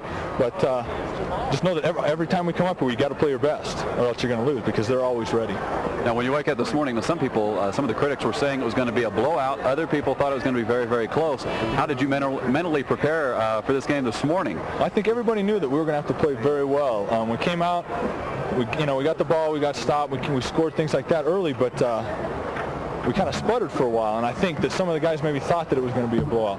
But in your heart, everybody knew that, like I said earlier, the cadets come after you, so that we'd have to play well. This was for the championship. We're still in the race, so we got to keep winning. Air Force came out in their blue pants. I don't know if you knew this, but Air Force is 5-0 here at their home stadium in their blue pants. You didn't know that? No, we hadn't heard about that. That wasn't pinned up in the locker room or anything. Well, that had ended. That's probably good. Now, how does it look now for the rest of the season? You've got one game left at Utah, and then a wide-open bowl picture with any one of 2 or 3 bowls. What do you think here? Yeah, our main focus is just to win next week, finish the season strong, and get into a good bowl. Hopefully get a good opponent, and we can finish out the season strong. We had a lot of frustrating things happen early in the year, and now things are going great. Offense is clicking, defense is playing great as they have all year, and I think it's time for us to really make a move, play some tough football next week, and go on to a bowl game and play well. Tonight you're going to be watching Hawaii and San Diego, possibly? Oh yeah, definitely. Very definitely going to be keeping track of that one. Key to your immediate future. Let's go back upstairs. All right, thank you, Carlton and Gary. You can see that young man. We've talked about him. He's a leader. Well, and he's delightful, too. He handles himself well in an interview. I think he just knows how to play football. He says, yeah, we'll be watching tonight. Yeah, I think so. See, in the BYU scheme of things, offensively, the young man such as playing center, he calls many of the plays, the blocks, the schemes, and things right from the line of scrimmage. So it's quite an assignment he has. I've always felt that the center just about has to be a coach out on the field. He's got to reflect the offensive line coach's personality, and I think Roger French got himself a pretty good one there. Let's check the final statistics on the game now. BYU wins it 28-7. See the passing yardage. The Cougars 100 more yards, and they've got about 130 more yards rushing to. Look, they held the Air Force team to 181 yards. Yeah, which is no easy task because Air Force normally moves it pretty good on the ground. Look at the total yards, though, Jake. 414. Both teams turned it over too many times, but quite honestly, BYU just wore them down. I thought both teams played very effectively on defense, and then BYU with that superior up-front talent was able to wear them down. Well, they had a 14-point lead, and Air Force scores and made it a football game for quite some time. Let's check with Carlton again. Carlton? Hi, with me now is Jamal Willis. Jamal, big game. What are your thoughts now after it's over? Well, my thoughts are, real good. The whole team, whole offense and defense, we came together. The offensive line did an excellent job of blocking. Now, you yourself and Kalen Hall have made up one of the strongest running duos BYU has ever seen, and one of the strongest running duos in the WAC. What do you guys do to get ready for these games? Well, we just go out and play, and just execute because, it's sort of hard to stop both of us at the same time, because we run a draw trap, and if they try to stop that, we run a sweep. So it's really kind of hard. Then we got our receivers, so it's a total, it's hard to stop the offense if we're executing. You guys help each other out a lot? Yeah, we help each other off. I mean, when I'm not getting the ball, I block for them, and when Kalen's not getting the ball, he blocks for me. What are you looking at now? Are you going to be watching the Hawaii-San Diego State game coming up? Well, we're going to be watching a little bit, I guess. All righty. Well, thanks a lot for talking with us, Jamal. Congratulations. Let's go back upstairs. Jamal Willis, who certainly is as good a running back as BYU's had. And they've had some good ones through the years. He honestly is probably the best that I've seen, though. He just gives you such a dimension. He's got the ability to give you the home run. I like the way he runs a sweep. I like the way he runs the inside handoff. Quite frankly, there are 3 running backs back there that won't embarrass you, and don't mean to slight a guy like Christensen. Just haven't seen that much of him. But Hamuli is as good a blocker as I've seen in this league. And, of course, Hall got hurt today, but he's really had his moments. He does a lot of nice things. They can all catch a football. That's what I like. Here we can talk just a little bit about the bowl picture. I don't know that it's still a little clouded because so much depends on what happens tonight in the Hawaii-San Diego State game. Hawaii can win the conference and the Holiday Bowl with a win tonight. If they don't, then there's still a scramble with several teams in the running for the Holiday Bowl. Talk a little bit about that game, Jay. It's really tough to defense Marshall Faulk. He's probably fallen out of favor as far as the Heisman Trophy, but he's still as explosive guy as we've had. I cannot forget the night against BYU when he's neck and neck, I believe, with Gray, who can run. Derwin Gray. He pulled away from him like Gray was standing still. So he's a tremendous talent. I think a lot of people in the WAC would like to see him go into the NFL, but Hawaii's an interesting team. They run a little different offense to defend. In fact, it's a lot like UTEP's, except they obviously have more talent. That will be a very, very big football game for a lot of teams in the WAC. Keep in mind, Fresno State isn't dead in the water. No, they're certainly not. They still have a chance to tie for the conference championship. Well, BYU wins this one. We're going to be back in just a moment and talk more. This is the Blue and White Sports Network.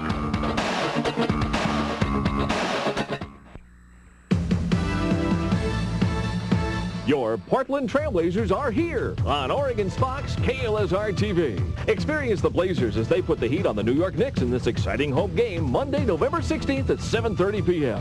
Oregon's Fox and these fine sponsors proudly bring Trailblazer basketball into your home. Don't miss the Battle of the Blazers and the Knicks Monday, November 16th. Pre-game show at 7, tip-off at 7:30 on Oregon's Fox KLSR TV, your Blazer connection.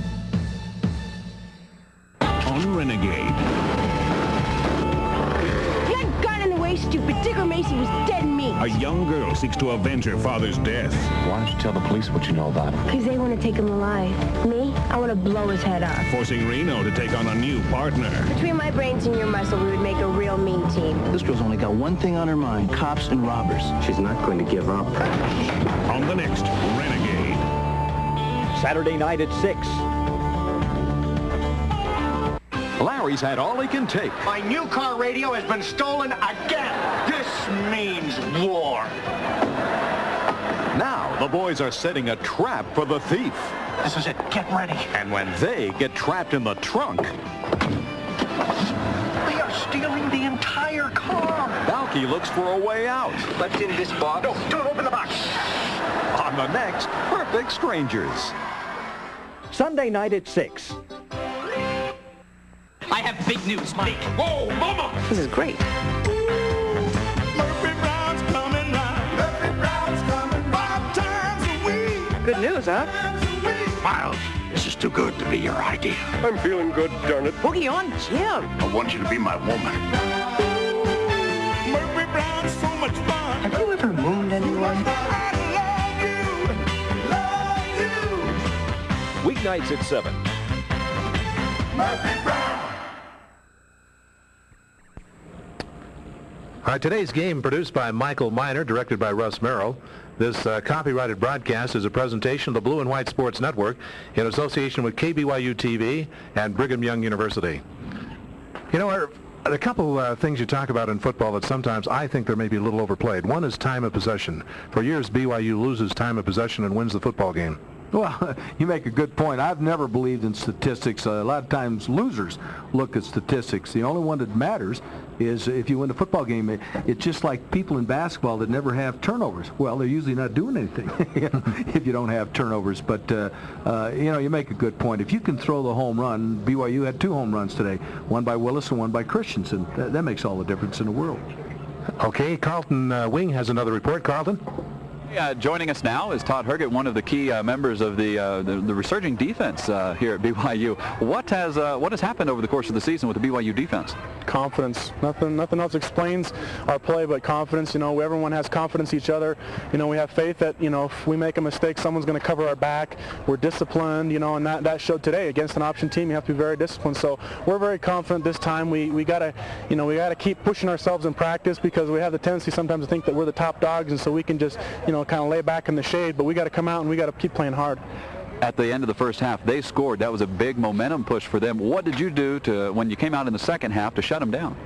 Well, we knew that they would have the momentum coming in the second half in the third quarter, and you know it was obvious that they did. They marched up and down the field. Unfortunately, they didn't get in the end zone, but you know we knew at halftime that we'd have to come out and we'd have to play much more disciplined because they were going to be, you know, much more motivated, and you know we shut them out in the second half. So that's a great compliment to everybody in the entire defense, you know, and you know, so we got to look forward to Utah now.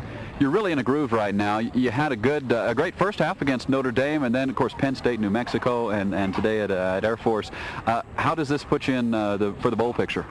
I'm not sure yet. I think you know the bowl picture starts to open up tomorrow, but you know we're hoping to play a top team in some bowl, and you know it was our goal before the season to go to a bowl, and it kind of looked shaky at the first, but you know everyone came together, and we've played as a good unit and squad, and so you know we're happy to be going to bowl. We don't know which one yet.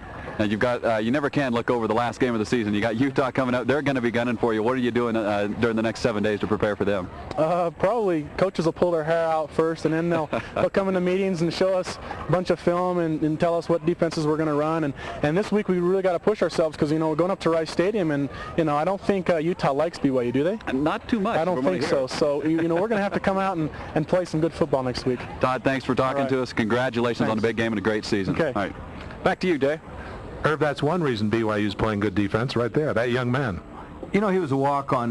He's the kind of guy you like to see succeed. First of all, he flies around. He has no regard for his body. Had a bad ankle for a while, and I thought it really slowed him down early in the season. He's done nothing but make big plays. You know, we don't give enough credit to those linebackers. Talk a lot about the secondary, talk a lot about the down linemen, but the linebackers, when they stunt, good things happen for BYU, and they've been very, very active. I thought they had a big ball game today. They were able to keep Air Force from breaking the option, and that's really the key if you're going to win down here. One other thing, you know, BYU, we've talked the turnovers. They're last in the WAC in turnover margin, and they lost the turnover battle again today, and still they won the football game. Yeah, they have turned it over a lot, and that's one I still say if Lavelle Edwards wakes up and has a nightmare, he's thinking about a couple of turnovers were very crucial in the UCLA game I can think of, the San Diego State game, and the Hawaii game. That's something that you do your best to avoid. But if you got the ability to throw the home run, and they obviously do both through land and through the air, it does make a big difference.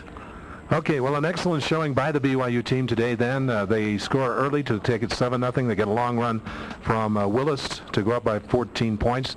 Air Force comes back, and then third quarter, it was all defense. Yeah, once again, that defense has been very, very good. Okay, next week for Brigham Young University, be sure and be with us as we'll have the BYU-Utah game from Salt Lake City. That's reigniting one of the all-time great rivalries, especially in the Intermountain area. Join us for a fitting finale next weekend then from Salt Lake City. We hope you've enjoyed our telecast today. I'm Jay Monson for myself and Herb Brown from Colorado Springs. A very pleasant good afternoon.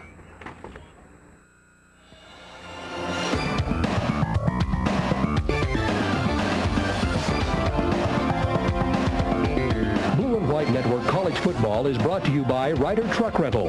Ryder, we're there when you need us. And by your local sponsors.